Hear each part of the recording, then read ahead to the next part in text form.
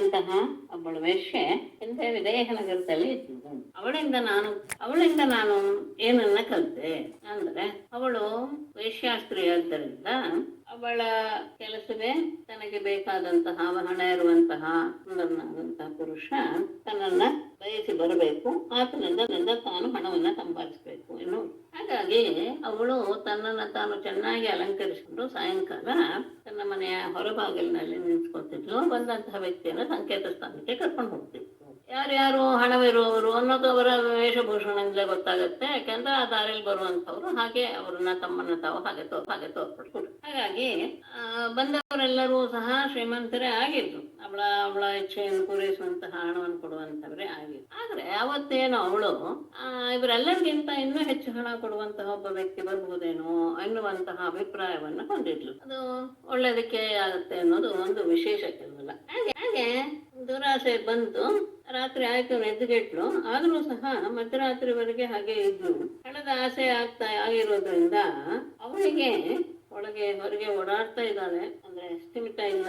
ಆದ್ರೆ ಒಂದೇ ಸತಿಗೆ ಅವಳಿಗೆ ಈ ಹಣದ ಆಸೆಯಿಂದ ನಾನು ಇಷ್ಟೆಲ್ಲ ಒದ್ದಾಡ್ತಾ ಇದ್ದೀನಲ್ಲ ಅಂತ ತನ್ನ ಅವಸ್ಥೆಯನ್ನು ನೋಡಿಕೊಂಡು ಅವಳಿಗೆ ತನ್ನ ಬಗ್ಗೆ ತನಗೇನೆ ಒಂದು ರೀತಿಯ ಜಿಗುಪ್ಸೆ ಅನ್ನೋದು ಉಂಟಾಗುತ್ತೆ. ಆದ್ರೆ ಅವಳಿಗೆ ಬಂದಂತಹ ವೈರಾಗ್ಯ ಅವಳಿಗೆ ಎಷ್ಟು ಸುಖವನ್ನು ಕೊಡುವುದಕ್ಕೆ ಕಾರಣವಾಯಿತು ಅಂದ್ರೆ ಅವಳೇ ಹೇಳ್ತಾಳೆ ಅಂತ ಇವರು ಅವಧೂತರು ರಾಜನಿಗೆ ಹೇಳ್ತಾ ಇರೋದು. ತೃಪ್ತಿ ಎನ್ನುವುದು ಮನುಷ್ಯನಿಗೆ ತನ್ನ ಆಶಾಪಾಶಗಳನ್ನ ಕತ್ತರಿಸುವಂತಹ ಒಂದು ಖಡ್ಗದ ತೃಪ್ತಿ ಅಂದ್ಕೊಂಡ್ಬಿಡ್ಬೇಕು ಅದೇ ಮನಸ್ಸಿಗೆ. ಯಾರಿಗೆ ಆ ರೀತಿಯಾದಂತಹ ನಿರ್ವೇದ ಹುಟ್ಟಿಲ್ವೋ ಆತ ದೇಹವೆಂಬ ಈ ಬಂಧನವನ್ನ ತಪ್ಪಿಸ್ಕೊಳ್ಳೋದಕ್ಕೆ ಬಯಸೋದೇ ಇಲ್ಲ. ಅದು ಒಂದು ವಿಶೇಷ. ವಿವೇಕ ಇಲ್ಲದೆ ಇದ್ದಂತಹ ವ್ಯಕ್ತಿ ಮಮತೆಯನ್ನು ಸಹ ಗೆಲ್ಲುವುದಿಲ್ಲ ಅಂತ ರಾಜನಿಗೆ ಅಥವಾ ಅವಳು ಹೇಳ್ತಾಳೆ ಅನ್ನೋದನ್ನ. ಯಾಕೆಂದ್ರೆ ಅವಳು ಹೇಗೆ ಹೇಳ್ತಾಳೆ ಅಂತ ಅಂದ್ರೆ ಅವಳ ಸ್ಥಿತಿಯಲ್ಲಿ ಇದು ಕಾರಣ. ತೃಪ್ತಿ ಅನ್ನೋದು ಇಲ್ಲ ಅಂತ ಆದ ತಕ್ಷಣ ನಿರ್ವೇದ ಅನ್ನೋದು ಬರದೇ ಇದ್ರೆ ಅಂತಹ ವ್ಯಕ್ತಿಗೆ ತನ್ನ ದೇಹದ ಬಗ್ಗೆ ಇದು ಬಂಧನ ಎನ್ನುವಂತಹ ಭಾವನೆ ಹುಟ್ಟೋದಿಲ್ಲ. ಹುಟ್ಟದೇ ಇದ್ದಾಗ ಏನಾಗುತ್ತೆ, ಸಹಜವಾಗಿ ಅದನ್ನು ತಪ್ಪಿಸ್ಕೊಳ್ಳಕ್ಕೆ ಅವನೇನು ಪ್ರಯತ್ನ ಪಡೋದಿಲ್ಲ. ವಿವೇಕವಿಲ್ಲದೆ ಇರುವಂತಹವನು ಈ ಮಮತೆಯನ್ನು ಅಂದ್ರೆ ದೇಹದ ಮಮತೆ ಅಂತ ಗೆಲ್ಲೋದಕ್ಕೆ ಆಗೋಲ್ಲ ಅಂತ ರಾಜನಿಗೆ ಹೇಳಿ ಪಿಂಗಳೆ ಮಾತು ಏನು ಅಂದ್ರೆ, ಅಲ್ಲ ನನ್ನ ಕುಚ್ಚುತನವನ್ನು ನೋಡಿ ಎಂತಹ ಕುಚ್ಚುತನದ ಪರಾಕಾಷ್ಠತೆಯನ್ನು ನಾನು ಹೊಂದಿಬಿಟ್ಟೆ. ನಾನು ಇಂದ್ರಿಯಗಳನ್ನ ಏನು ಬುದ್ಧಿಹೀನಳಾದಂತಹ ನಾನು ಒಬ್ಬ ತುಚ್ಛನಾದ ಮಾನವನಿಂದ ನಾನು ನನ್ನ ಇಷ್ಟಾರ್ಥವನ್ನೆಲ್ಲ ಬಯಸ್ತಾ ಇದ್ದೇನೆ. ಯಾವನೋ ಒಬ್ಬ ದಾರಿಯಲ್ಲಿ ಹೋಗುವನು. ಆದರೆ ಹತ್ತಿರದಲ್ಲಿ ನಮ್ಮ ಒಳಗೇ ಇರುವಂತಹ ಯಾವಾಗ್ಲೂ ಆನಂದವನ್ನು ಕೊಡುವಂತಹ, ಅಷ್ಟೇ ಅಲ್ಲ ನಮ್ಮ ಇಷ್ಟಾರ್ಥವನ್ನೆಲ್ಲ ಕೊಡುವಂತಹ ಭಗವಂತ ಎನ್ನುವಂತಹ ಪ್ರೇಮಿ ಕಾಂತ ಇರುವಾಗ ಇಷ್ಟಾರ್ಥವನ್ನು ಕೊಡದೇ ಇರುವಂತಹವನು ಕಷ್ಟ ಭಯ ಶೋಕ ಮೋಹಗಳನ್ನು ಕೊಡ್ತಕ್ಕಂತಹ ಕ್ಷುದ್ರ ಮನುಷ್ಯನನ್ನ ಆಶ್ರಯಿಸ್ತಾ ಇದ್ದೀನಲ್ಲ ನಾನು, ಎಂತಹ ಬುದ್ಧಿಗೇಡಿ. ಮತ್ತೆ ನನ್ನ ವೃತ್ತಿ ವೇಶ್ಯಾವೃತ್ತಿ ಅನ್ನೋದೇ ಅತ್ಯಂತ ನಿಂದನೀಯವಾದದ್ದು. ಅಂತಹ ವೇಶ್ಯಾವೃತ್ತಿಯಿಂದ ವ್ಯಕ್ತವಾಗಿ ನಾನು ನನ್ನ ದುಃಖಕ್ಕೆ ಒಳಪಡಿಸಿಕೊಂಡು ಬಿಟ್ಟೆ. ಈ ದೇಹವನ್ನ ಮಾರಿಕೊಂಡು ಸ್ತ್ರೀಲಂಪಟ ಲೋಭಿ ಶೋಚನೀಯನಾದಂತಹ ಕ್ಷುದ್ರ ಮನುಷ್ಯನ ದೋಷವನ್ನು ಬಯಸಿ ಈ ಮನುಷ್ಯ ಶರೀರ ಮಲಮೂತ್ರಗಳಿಂದ ತುಂಬಿದ ಸದಾ ತೋರ್ತಾ ಇರುವಂತಹ ನವದ್ವಾರಗಳೆಲ್ಲ ಮನೆ. ಅದರಲ್ಲಿ ಮೂಳೆಗಳು ಅಡ್ಡ ತೊಳೆಗಳಾಗಿ ಉದ್ದನೆ, ಅದರ ಮೇಲೆ ಚರ್ಮ ರೋಮ ಅವರುಗಳ ಹೊದಿಕೆಯನ್ನು ಹೊದಿಸಿದೆ. ಇಂತಹ ಅಂದರೆ ನೆನೆಸ್ಕೊಂಡ್ರೇನೆ ಮನಸ್ಸಿಗೆ ಬೀಭತ್ಸವಾದಂತಹ ಭಾವ ಬರುತ್ತೆ. ಅಂತಹ ದೇಹವನ್ನ ನಾನು ಯಾರದ್ದು ದೇಹವನ್ನ ನಾವು ನನ್ನ ಕಾಂತ ನನ್ನ ಪ್ರೇಮಿ ಅಂತ ಭಾವಿಸಿ ಹೋಗ್ತಾ ಇದ್ದೀನಿ ಅಂದ್ರೆ ನನ್ನಷ್ಟು ಹುಚ್ಚಳು ಯಾರು ಇದ್ದಾರೆ. ಈ ವಿದೇಹ ನಗರದಲ್ಲಿ ನಾನೊಬ್ಳೇ ಎಂತಹ ಮೂಢಳು ಅನ್ಬೇಕು. ಆತ್ಮ ಸ್ವರೂಪವನ್ನೇ ಕರುಣಿಸುವಂತಹ ಅಚ್ಯುತನನ್ನು ಬಿಟ್ಟು ಯಾವುದೋ ತಾಮಸಿಕವನ್ನು ಬಯಸಿದಂತಹ ನಾನು ನಿಜವಾಗಿಯೂ ದುಷ್ಟಳೆ. ಪರಮಾತ್ಮ ಎಲ್ಲ ಮಾನವರಿಗೂ ಮಿತ್ರ ಪ್ರಿಯತಮ ಒಡೆಯ, ಅಷ್ಟೇ ಅಲ್ಲ ಆತ್ಮನೂ ಸಹ. ಹಾಗಾಗಿ ಅಂತವನನ್ನ ಲಕ್ಷ್ಮೀದೇವಿ ಹೋಗಿ ಆರಿಸ್ಕೊಂಡ್ರು. ಅಂದ್ರೆ ಸರಿಯಾದ ವ್ಯಕ್ತಿ ಇವನು ನನಗೆ, ಅಂದ್ರೆ ಯಾವಾಗ್ಲೂ ಸಹ ನಾನು ಮುಂದೆ ದುಃಖ ಪಡೋದಿಲ್ಲ ಎನ್ನುವ ಭಾವ ಬಂತು ಅವಳು. ಹಾಗೆ ನಾನು ಸಹ ನನ್ನನ್ನು ಅವನಿಗೆ ಅರ್ಪಿಸ್ಕೊಂಡು ಬಿಡ್ತೇನೆ. ನನ್ನನ್ನು ಮಾರ್ಕೊಂಡಾದ್ರೂ ಸಹ ನನ್ನನ್ನು ಅವನಿಗೆ ಅರ್ಪಿಸ್ಕೊಂಡು ನಾನು ಆನಂದವನ್ನು ಪಡ್ತೇನೆ. ಸಾವು ಇರುವಂತಹ ಶಬ್ದಾದಿ ವಿಷಯಗಳಾಗಲಿ ಪುರುಷರಾಗಲಿ ಅಂದ್ರೆ ಎಲ್ಲರಿಗೂ ಸಹ ಜನ್ಮ ಮರಣ ಇದ್ದಿದ್ದೆ, ಉತ್ಪತ್ತಿ ನಾಶ ಇದ್ದಿದ್ದೆ. ಅಷ್ಟೇ ಅಲ್ಲ ದೇವತೆಗಳೇ ಆಗ್ಲಿ ಅವರೇ ಇರ್ತಿರುವೆ, ಅವರು ಕಾಲಕ್ಕೆ ಇರ್ತಿಲ್ಲ. ಅಂಥವರೇನೆ ತಮ್ಮ ಹೆಂಡತಿಯರಿಗೆ ಎಷ್ಟು ಸ್ಥಿರವಾದ ಸುಖವನ್ನು ಕೊಟ್ಟಿರೋಕ್ ಸಾಧ್ಯ? ಅವರೇ ಅನಿತ್ಯರಾದ್ರು. ನಿಜವಾಗಿಯೂ ನಾನು ಯಾವುದೋ ಒಂದು ಪುಣ್ಯಕ್ರಮ ಮಾಡಿದ್ದೇನೆ ಅನ್ಸುತ್ತೆ, ನನ್ನ ಮೇಲೆ ಸುಪ್ರೀತನಾಗಿ ಬಿಟ್ಟಿದ್ದಾನೆ. ಯಾಕೆ ಅಂದ್ರೆ ಹಣದ ಮೇಲೆ ಅಷ್ಟೆಲ್ಲ ತುಳಸ ಇತ್ತು ನನಗೆ. ಹಣ ಹಣ ಹಣ ಎನ್ನುವ ಹಾಗೆ ನಾನು ಜೀವನ ನಡೆಸ್ತಾ ಇದ್ದೆ. ಅಂತಹ ನನಗೆ ಮುಂದೆ ಸುಖವನ್ನು ಉಂಟು ಮಾಡುವಂತಹ ಈ ವೈರಾಗ್ಯ ಹುಟ್ಟು ಬಿಡ್ತು ಅಂದ್ರೆ ನಿಜವಾಗ್ಲೂ ಪುಣ್ಯದ ಕಾರಣವೇ ಇರಬೇಕು. ಪರಮಾತ್ಮ ನನ್ನ ಮೇಲೆ ಅನುಗ್ರಹಿಸಿಬಿಟ್ಟಿದ್ದಾನೆ. ಇಲ್ಲದೆ ಇದ್ರೆ ನಾನೇನಾದ್ರೂ ಭಾಗ್ಯಹೀನಳಾಗಿದ್ರೆ ವೈರಾಗ್ಯಕ್ಕೆ ಕಾರಣಗಳಾದಂತಹ ಈ ರೀತಿಯ ದುಃಖದಿಂದ ಬರುವಂತಹ ಚಿಂತನೆಗಳು ಯಾವುದು ನನಗೆ ಹುಟ್ಟಾನೆ ಇರಲಿಲ್ಲ. ವೈರಾಗ್ಯ ಬಂದ ತಕ್ಷಣ ಮನುಷ್ಯ ಎಲ್ಲ ಪರಿಹಾರವನ್ನು, ಅಂದ್ರೆ ಜೀವನಕ್ಕೆ ನಾನು ಹೀಗೆ ಮಾಡಿದ್ರೆ ನಾನು ಸುಖ ಸಿಗ್ತಿರ್ತೇನೋ ಎನ್ನುವಂತಹ ಎಲ್ಲ ಪರಿಹಾರವನ್ನು ಒಮ್ಮೆಲೆ ಬಿಟ್ಟು ಮೋಕ್ಷವನ್ನು ಬಯಸ್ತಾನೆ. ಆದ್ದರಿಂದ ವೈರಾಗ್ಯವನ್ನು ಕರುಣಿಸಿದಾನೆ ಭಗವಂತ. ಅವನ ಉಪಕಾರವನ್ನು ನಾನು ಮನಸ್ಸಿನಲ್ಲಿಯೇ ಅಭಿನಂದಿಸಿ ಗ್ರಾಮ್ಯ ವಸ್ತುಗಳಲ್ಲಿ ನೆಟ್ಟು ಹೋದಂತಹ ನನ್ನ ದುರಾಶೆಗಳನ್ನ ಎಲ್ಲ ಒಂದೇ ಸುತ್ತು ದೂರದಲ್ಲಿ ಎಲ್ಲರಿಗೂ ಒಡೆಯನಾದ ವಿಷ್ಣುವಿಗೆ ನಾನು ಶರಣಾಗ್ತೇನೆ. ಯಾವ ಕಾಲದಲ್ಲಿ ಏನು ಸಿಗುತ್ತೋ ಅಷ್ಟಿರ್ತೇನೆ. ಭಗವಂತನಲ್ಲಿ ಶ್ರದ್ಧೆಯನ್ನು ಇಟ್ಟು ಜೀವಿಸ್ತಾ ಕಾಂತನಾದ ಆ ಆತ್ಮ ನನ್ನಲ್ಲಿಯೇ ಇದ್ದಾನೆ. ಕಾಂತ ನನ್ನ ಜೊತೆಗೆ ನಾನು ಹೇಳ್ತೇನೆ. ವಿಷಯದ ಸುಖವನ್ನು ಅಪೇಕ್ಷೆ ಪಡಿತಾ ಯಾವ ವ್ಯಕ್ತಿ ಕಣ್ಣನ್ನು ಕಳೆದುಕೊಂಡಂತಹ ವ್ಯಕ್ತಿ ಹಾಳುಬಾವಿಯಲ್ಲಿ ಬಿದ್ದ ಹಾಗೆ ಸಂಸಾರವೆಂಬ ಹಾಳುಬಾವಿಯಲ್ಲಿ ಬಿದ್ದು ಕಾಲವೆಂಬ ಸರ್ಪದಿಂದ ಆಕ್ರಮಿಸಲ್ಪಟ್ಟಿದ್ದಾನೋ ಅಂತಹ ಜೀವಾತ್ಮನನ್ನು ಉದ್ಧರಿಸೋದಕ್ಕೆ ಪರಮಾತ್ಮನಾದ ವಿಷ್ಣುವನ್ನು ಬಿಟ್ಟು ಯಾರು ತಾನೆ ಈ ಜಗತ್ತೆಲ್ಲವೂ ಸಹ ಕಾಲಸರ್ಪದಿಂದ ವ್ಯಾಪಿಸಿ ಬಿಟ್ಟಿದೆ ಎನ್ನುವ ವಿಷಯವನ್ನ ಯಾವಾಗ ಮನುಷ್ಯ ಕಂಡುಕೊಳ್ತಾನೋ ಆಗ ಅವನು ಸ್ವಲ್ಪ ಎಚ್ಚರಿಕೆ ತಂದ್ಕೊಳ್ತಾನೆ. ತನ್ನ ಬಗ್ಗೆ ಯಾವಾಗಲೂ ಜಾಗರೂಕನಾಗಿರುತ್ತಾ ಎಚ್ಚರಿಕೆಯಿಂದ ಸಕಲ ಭೋಗಗಳಲ್ಲಿಯೂ ಸಹ ವಿರಕ್ತನಾಗಿ ಬಿಡುತ್ತಾನೆ. ಹೀಗೆ ವಿರಕ್ತನಾದಾಗ ಅವನು ತನಗೆ ತಾನೇ ರಕ್ಷಕನಾಗಿ ಬಿಡುತ್ತಾನೆ. ಚಿಂತನೆ ಅವಳಲ್ಲಿ ಬಂತು. ಹೀಗೆ ಆ ಪಿಂಗಳೆ ನಿಶ್ಚಯ ಮಾಡಿ ಕಾಂತನನ್ನು ಹುಡುಕುವಂತಹ ಆಸೆಗೆ ಬಂತು. ಏನು ಮುಗೀತು ಎನ್ನುವಂತಹ ಸ್ಟಾಪ್ ಅಂತ ಹೇಳ್ತೀವಲ್ಲ, ಮುಗಿದಂತಹ ಭಾವವನ್ನ ಅಲ್ಲಿ ಉಂಟು ಮಾಡಿ ಮನಃಶಾಂತಿಯನ್ನ ಪಡ್ಕೊಂಡು ಆಕೆಯಲ್ಲಿ ಸುಖವಾಗಿ ಮರೆದು ಬಿಟ್ಟು ಇದನ್ನ ಬ್ರಾಹ್ಮಣ ದೇವದೂತ್ರ ಹೇಳೋದು. ಯಾವಾಗ ಈ ರೀತಿಯ ನಿರ್ಣಯ ಬಂದ್ಬಿಡ್ತೋ ಅವಳ ಮನಸ್ಸು ನಿರಾಳವಾಗಿ ಹೋಯ್ತು. ಯಾವಾಗ ಆಸೆ ಅನ್ನೋದು ನಮ್ಮಲ್ಲಿ ಗೊತ್ತು ಆಗ ಮನಸ್ಸಿಗೆ ಆಗುವಂತಹ ಆ ನಿರಾಳತೆ ಅನುಭವಿಸಿದವರಿಗೆ ಗೊತ್ತು. ಯಾಕೆ ಅಂದ್ರೆ ಆಸೆ ಎನ್ನುವುದೇ ಪರಮ ದುಃಖ, ಆಶಾ ರಾಹಿತ್ಯವೇ ಪರಮ ಸುಖ. ಹಾಗಾಗಿ ಇಂತಹ ಕಾಂತ ಹಣವಿರುವನ್ ಬೇಕು, ಸುಂದರನಾಗಿರ್ಬೇಕು, ಇಂತಹ ಎಲ್ಲ ಆಸೆಯನ್ನು ಬಿಟ್ಟಂತಹ ಪಿಂಗಳೆ ಇದನ್ನೆಲ್ಲ ಒಂದೇ ಕ್ಷಣದಲ್ಲಿ ತೊರೆದ ತಕ್ಷಣ ಸುಖವಾಗಿ ನಿದ್ರೆ ಮಾಡಿಬಿಟ್ಟು ಅಂತ ಹೇಳಿ ಅದಾರ ಅಧ್ಯಾಯ 8ನೇ ಅಧ್ಯಾಯವನ್ನ ಮುಗಿಸಿದ್ರು. ಶುರು ಮಾಡ್ತಾ ಇದ್ದಾರೆ. ಓಂ ನಮೋ ಭಗವತೆ ವಾಸುದೇವಾಯ. ಉಳಿದ 7 ವಿಷಯಗಳನ್ನ ಹೇಳೋದಕ್ಕೆ ಬ್ರಾಹ್ಮಣ ವಾಚ ಪರಿಗ್ರಹೋ ಹಿ ದುಃಖಾಯ ಯದ್ಯತ್ರಿಯತಮಂ ಋಣಾಂ ಅನಂತಂ ಸುಖಮಾಪ್ನೋತಿ ತದ್ವಿದ್ವಾನ್ ಯಸ್ತ್ವಕಿಂಚನಃ. ಒಂದು ನಿಮಿಷ ಬೇರೆ. ಋಣಾಂ ಪರಿಗ್ರಹಃ ದುಃಖಾಯ ಹಿ ತದ್ವಿದ್ವಾನ್ ಯಃ ತು ಅಕಿಂಚನಃ ಅನಂತಂ ಸುಖಂ ಆಪ್ನೋತಿ. ಯತ್ ಪ್ರಿಯತಮಂ ಋಣ, ಯಾವುದು ಬಹಳ ಇಷ್ಟವೋ ಮನುಷ್ಯರಿಗೆ ಅದರ ಪರಿಗ್ರಹ ಅಂದ್ರೆ ಅದನ್ನ ಸ್ವೀಕಾರ ಮಾಡೋದು ಅಂತ ಇದೆಯಲ್ಲ, ಅದೇನೇ ದುಃಖಾಯ ಹಿ. ನನಗೆ ಬಹಳ ಕೆಲಸ ಅದು ಯಾವ್ದಾದ್ರು ಆಗಿರ್ಬೋದು, ಹಣ ಆಗಿರ್ಬೋದು, ಬಟ್ಟೆ ಆಗಿರ್ಬೋದು, ಆಹಾರ ವಸ್ತು ಇರ್ಬೋದು, ಯಾವುದೇ ಇರ್ಬೋದು, ಯಾವುದು ನನಗೆ ಬಹಳ ಇಷ್ಟ ಅಂತ ಮನುಷ್ಯನಿಗೆ ಅನ್ಸುತ್ತೋ ಅದನ್ನ ಪರಿಗ್ರಹ ಮಾಡೋದು ಇದೆಯಲ್ಲ, ಅದನ್ನ ಬೇಕು ಅಂತ ತಗೊಳ್ಳೋದು ಸ್ವೀಕಾರ ಮಾಡೋದಿಲ್ಲ, ಅದೇನೆ ದುಃಖಾಗಿ. ಹಿ ಅನ್ನೋದು ನಿಶ್ಚಯ, ಅದು ದುಃಖಕ್ಕೆ ಕಾರಣ ಮಾಡ್ತಿದೆ. ತದ್ವಿದ್ವಾನ್, ಅದನ್ನ ಚೆನ್ನಾಗಿ ಅರಿತಂತಹ ಮನುಷ್ಯ, ಯಾವ ವ್ಯಕ್ತಿಯು ಅಕಿಂಚನ. ಅಕಿಂಚನ ಅಂದ್ರೆ ನನಗೆ ಯಾವುದು ಬೇಡ ಅನ್ನುವ ನಿರ್ಧಾರದಲ್ಲಿ ಎಲ್ಲವನ್ನು ತ್ಯಾಗ ಮಾಡಿದವನು, ಪರಿಗ್ರಹವನ್ನ ನಿಲ್ಲಿಸಿದವನು ಅಂದ್ರೆ ಎಲ್ಲವನ್ನು ತ್ಯಾಗ ಮಾಡಿಬಿಡುತ್ತಾನ ಅವನು ಅತ್ಯಂತ ಸುಖ ಮಾಡ್ತಾನೆ. ಅತೀವ ಸುಖವನ್ನ ನನಗೆ ಇದು ಇಷ್ಟ ಅಂತ ಯಾವ್ದನ್ನ ಮತ್ತೆ ತೆಗೆದುಕೊಳ್ಳೋಕೆ ಪ್ರಯತ್ನ ಪಡ್ತಾ ಹಣ ಆಗಿರ್ಬೋದು, ಇಂದ್ರಿಯಕ್ಕೆ ಸಂಬಂಧಪಟ್ಟಂತಹ ಎಲ್ಲ ಸುಖಗಳ ಲೌಕಿಕ ವಿಷಯಗಳನ್ನು ತೆಗೆದುಕೊಳ್ಳುವಂತಹ ವ್ಯವಹಾರ ಇದೆಯಲ್ಲ, ಅದು ಮನುಷ್ಯನಿಗೆ ಕೊನೆಯಲ್ಲಿ ದುಃಖವನ್ನೇ ಉಂಟು ಮಾಡುವಂತಹ. ಈ ಇದನ್ನ ವಿಷಯವನ್ನ ಚೆನ್ನಾಗಿ ಇರ್ತಂತಹ ಯಾವ ವ್ಯಕ್ತಿ ಇದ್ದಾನೋ ಅವನು ಯಾವುದನ್ನು ಪರಿಗ್ರಹಣೆ ಮಾಡದೆ ಎಲ್ಲವನ್ನು ತ್ಯಾಗ ಮಾಡುವಂತಹ ಬುದ್ಧಿಯನ್ನು ಹೊಂದಿಬಿಟ್ರೆ ನಿಜವಾಗಿ ಅವನು ಅನಂತ ಸುಖವನ್ನು ಹೊಂದಿಬಿಡುತ್ತಾನೆ. ಅದಕ್ಕೆ ಒಂದು ಅದ್ಭುತವಾದಂತಹ ಉದಾಹರಣೆಯನ್ನು ಕೊಟ್ಟಿದ್ದಾರೆ.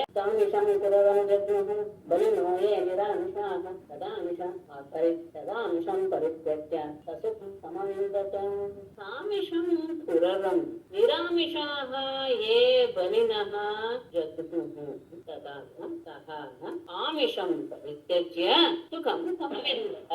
ಸಾಮಿಷಂ ಅಂದ್ರೆ ಮಾಂಸದ ತುಂಡನ್ನ ಬಾಯಲ್ಲಿ ಕಟ್ಕೊಂಡಿರುವಂತಹ ಕುರರಂ ಒಂದು ಕುರರ ಪಕ್ಷಿಯನ್ನ ನಿರಾಮಿಷಾಹ ಆಹಾರವಿಲ್ಲದೆ ಆಮೇಲೆ ಅಂತಾನೆ ಅಂದ್ರೆ ಆಹಾರವಿಲ್ಲದೆ ಇರುವಂತಹ ಏ ಬಲಿನಃ ಯಾವ ಬಲಶಾಲಿಗಳಾದ ಇತರ ಪಕ್ಷಿಗಳು ಒಂದು ತನಗೆ ಆಹಾರ ಇಲ್ಲ, ಒಂದು ಆಹಾರವನ್ನು ತಗೊಂಡು ಹೋಗ್ತಾ ಇದೆ ಅಂದಾಗ ಇವುಗಳಿಗೆ ಆಹಾರ ತಗೋಬೇಕು ಅನ್ನುವಂತಹ ಭಾವ ಬಂದ ತಕ್ಷಣ ಬಲ ಹೆಚ್ಚಾಗಿ ಬಿಡುತ್ತೆ. ಸಹಜವಾದ ಪ್ರಕ್ರಿಯೆ ಲೋಕದಲ್ಲಿ ಅಂತಹ ಅವುಗಳು ಜಗ್ನುಹು ಅದನ್ನ ಕುಕ್ಕಿ ಕುಕ್ಕಿ ಹಿಂಸೆ ಮಾಡೋದಕ್ಕೆ ಶುರು ಮಾಡಿದ್ರು. ತದಾ ಆಗ ಸಹ ಕುರ ಪಕ್ಷಿಯು ಆಮಿಷಂ ಪರಿತ್ಯಜ್ಯ ಆ ಮಾಂಸದ ತುಂಡನ್ನ ಎಷ್ಟು ಬಿಟ್ಟು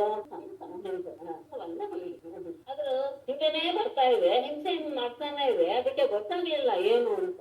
ಅದಾದ್ಮೇಲೆ ಗೊತ್ತಾಯ್ತು, ಓಹೋ ನನ್ನ ಬಾಯಲ್ಲಿ ಮಾಂಸದ ತುಂಡಿರೋದ್ರಿಂದ ಇವೆಲ್ಲವೂ ನನ್ನನ್ನು ಹಿಂಸೆ ಬಿಡ್ತಾ ಇದೆ ಅನ್ನೋದು ಗೊತ್ತಾಗ್ತಾ ತಕ್ಷಣ ಅದು ತನ್ನ ಬಾಯಲ್ಲಿರುವಂತಹ ಮಾಂಸದ ತುಂಡನ್ನ ಕೆಳಗೆ ಹಾಕಿದ್ದ ತಡ ಎಲ್ಲವೂ ಆ ಮಾಂಸದ ತುಂಡನ್ನು ಹಿಡ್ಕೊಳ್ಳಕ್ಕೆ ಕೆಳಗೆ ಹೋಗಬೇಕು. ಈ ಪಕ್ಷಿಯನ್ನ ಯಾರು ಪಕ್ಷಿ ಇಲ್ಲ. ಆಗ ಅದು ತಂತ್ರವಾಗಿ ಸುಖವಾಗಿ ಮುಂದೆ ತನ್ನ ದಾರಿಯನ್ನು ಹಿಡಿದು ಅದು ಪರಿಗ್ರಹ ಅದು ಯಾವಾಗ ಬಿಟ್ಟು ಹೋಯ್ತು, ತ್ಯಾಗ ಮಾಡಿದ ತಕ್ಷಣ ಹೇಗೆ ಸುಖ ಅನ್ನೋದನ್ನ ಒಂದು ಕುರರ ಪಕ್ಷಿ ಬೆಳೆದು ಇದನ್ನ ನೋಡಿ ನಾನು ಮಾಡಿ ತರಿಸ್ತೇನೆ. ಮೇಡಮ್, ಕುರರ ಪಕ್ಷಿ ಇದೆ ಗಿಡಗರ ಮೇಡಮ್, ಕೇಳಿಸ್ತಿಲ್ಲ? ಇಲ್ಲ, ಇದು ತುಂಬಾ ಗಲಾಟೆ ಇದೆ. ಬಾಲಕನ ವಿಷಯವನ್ನು ತಗೋತಾರೆ. ತಿಂಗಳ ಆದ್ಮೇಲೆ ಕುರರ ಪಕ್ಷಿ, ಆಮೇಲೆ ಒಬ್ಬ ಹುಡುಗನ ಹಾಗೆ ಕುರರ ಪಕ್ಷಿ ಅಂದ್ರೆ ಗಿಡಗರ ಮೇಡಮ್? ಇಲ್ಲ, ಗಿಡಗದ ಹಾಗಿರುವಂತಹ ಒಂದು ಪಕ್ಷಿ. ನಮೇ ಮಾನವಮಾನೌಸ್ತಃ ನ ಚಿಂತಾ ಗೇಹ ಪುತ್ರಿಣಾಂ ಆತ್ಮಕ್ರೀಡ ಆತ್ಮರತಿ ವಿಚರಾಮೇಹ ಬಾಲವತ್. ಹುಡುಗ, ಸಣ್ಣ ವಯಸ್ಸಿನ ಹುಡುಗ ತುಂಬಾ ಆನಂದವಾಗಿರ್ತಾನೆ. ಅವನಿಗೆ ಯಾವುದ್ರ ಚಿಂತೆಯೂ ಇಲ್ಲ, ಅವಮಾನ ಮಾನದ ಚಿಂತೆಯೂ ಇಲ್ಲ. ಮೇ ಮಾನವಮಾನೋ ನಸ್ತಃ ದೇಹಪುತ್ರಿಣಾಂ ಚಿಂತಾ ನ ಆತ್ಮಕ್ರೀಡ ಆತ್ಮರತಿ ಇಹ ಬಾಲವತ್ ವಿಚರಾಮಿ. ಹುಡುಗನಿಂದ ಕಲ್ತಿದ್ದೇನೆ. ಮಾನವಮಾನೋ ನಷ್ಟ, ನನಗೆ ಮಾನ ಅವಮಾನಗಳು ಎನ್ನುವುದು ಇಲ್ಲ. ಅಷ್ಟೇ ಅಲ್ಲ, ದೇಹಪುತ್ರಿಣ ಮನೆ ಮಕ್ಕಳು ಎನ್ನುವಂತಹ ಚಿಂತೆಯೂ ಸಹ ಇಲ್ಲ. ಆತ್ಮಕ್ರೀಡ ಆತ್ಮರತಿ, ಆತ್ಮನಲ್ಲಿಯೇ ವಿಹಾರ ಮಾಡ್ತಾ, ಆತ್ಮನನ್ನೇ ಪ್ರೀತಿಸ್ತಾ, ಆತ್ಮನನ್ನೇ ಪ್ರೀತಿಸ್ತಾ, ತನಗಿಂತ ಪ್ರೀತಿಯ ಪಾತ್ರನಾದವನು ಯಾರಿಲ್ಲ. ಹಾಗೆ ನಾನು ಇದ್ದು ಈ ಲೋಕದಲ್ಲಿ ಬಾಲವತ್ತು ವಿಚಾರ ಹುಡುಗನ ಹಾಗೆ ನಾನು ಒಡನೆ ಅಂದುಕೊಂಡಿದ್ದೆ. ಹೇಗೆ ಆ ಮಗುವಿಗೆ ಅವಮಾನ ಅನ್ನೋದಿರಲ್ಲ, ಮಕ್ಕಳು ಮರಿ ಅನ್ನುವಂತಹ ಚಿಂತೆ ಇರಲ್ಲ, ಏನು ಇಲ್ಲದೆ ತಾನು ಬಾಡುತ್ತಾನೋ ತಾನೇ ಹಾಡ್ಕೊಂಡು ತಾನೇ ಆಟ ಆಡ್ಕೊಳ್ತಾ ಹೇಗೆ ಅದು ಆನಂದವಾಗಿ ಕಳೆಯಿತು, ಹಾಗೆ ನಾನು ಸಹ ನನ್ನಲ್ಲಿಯೇ ನಾನು ವಿಹಾರ ಮಾಡ್ತಾ, ನನ್ನಲ್ಲಿಯೇ ನನ್ನನ್ನು ನಾನು ಪ್ರೀತಿಸ್ತಾ ಹುಡುಗನ ಹಾಗೆ ನಾನು ಇದ್ದೇನೆ.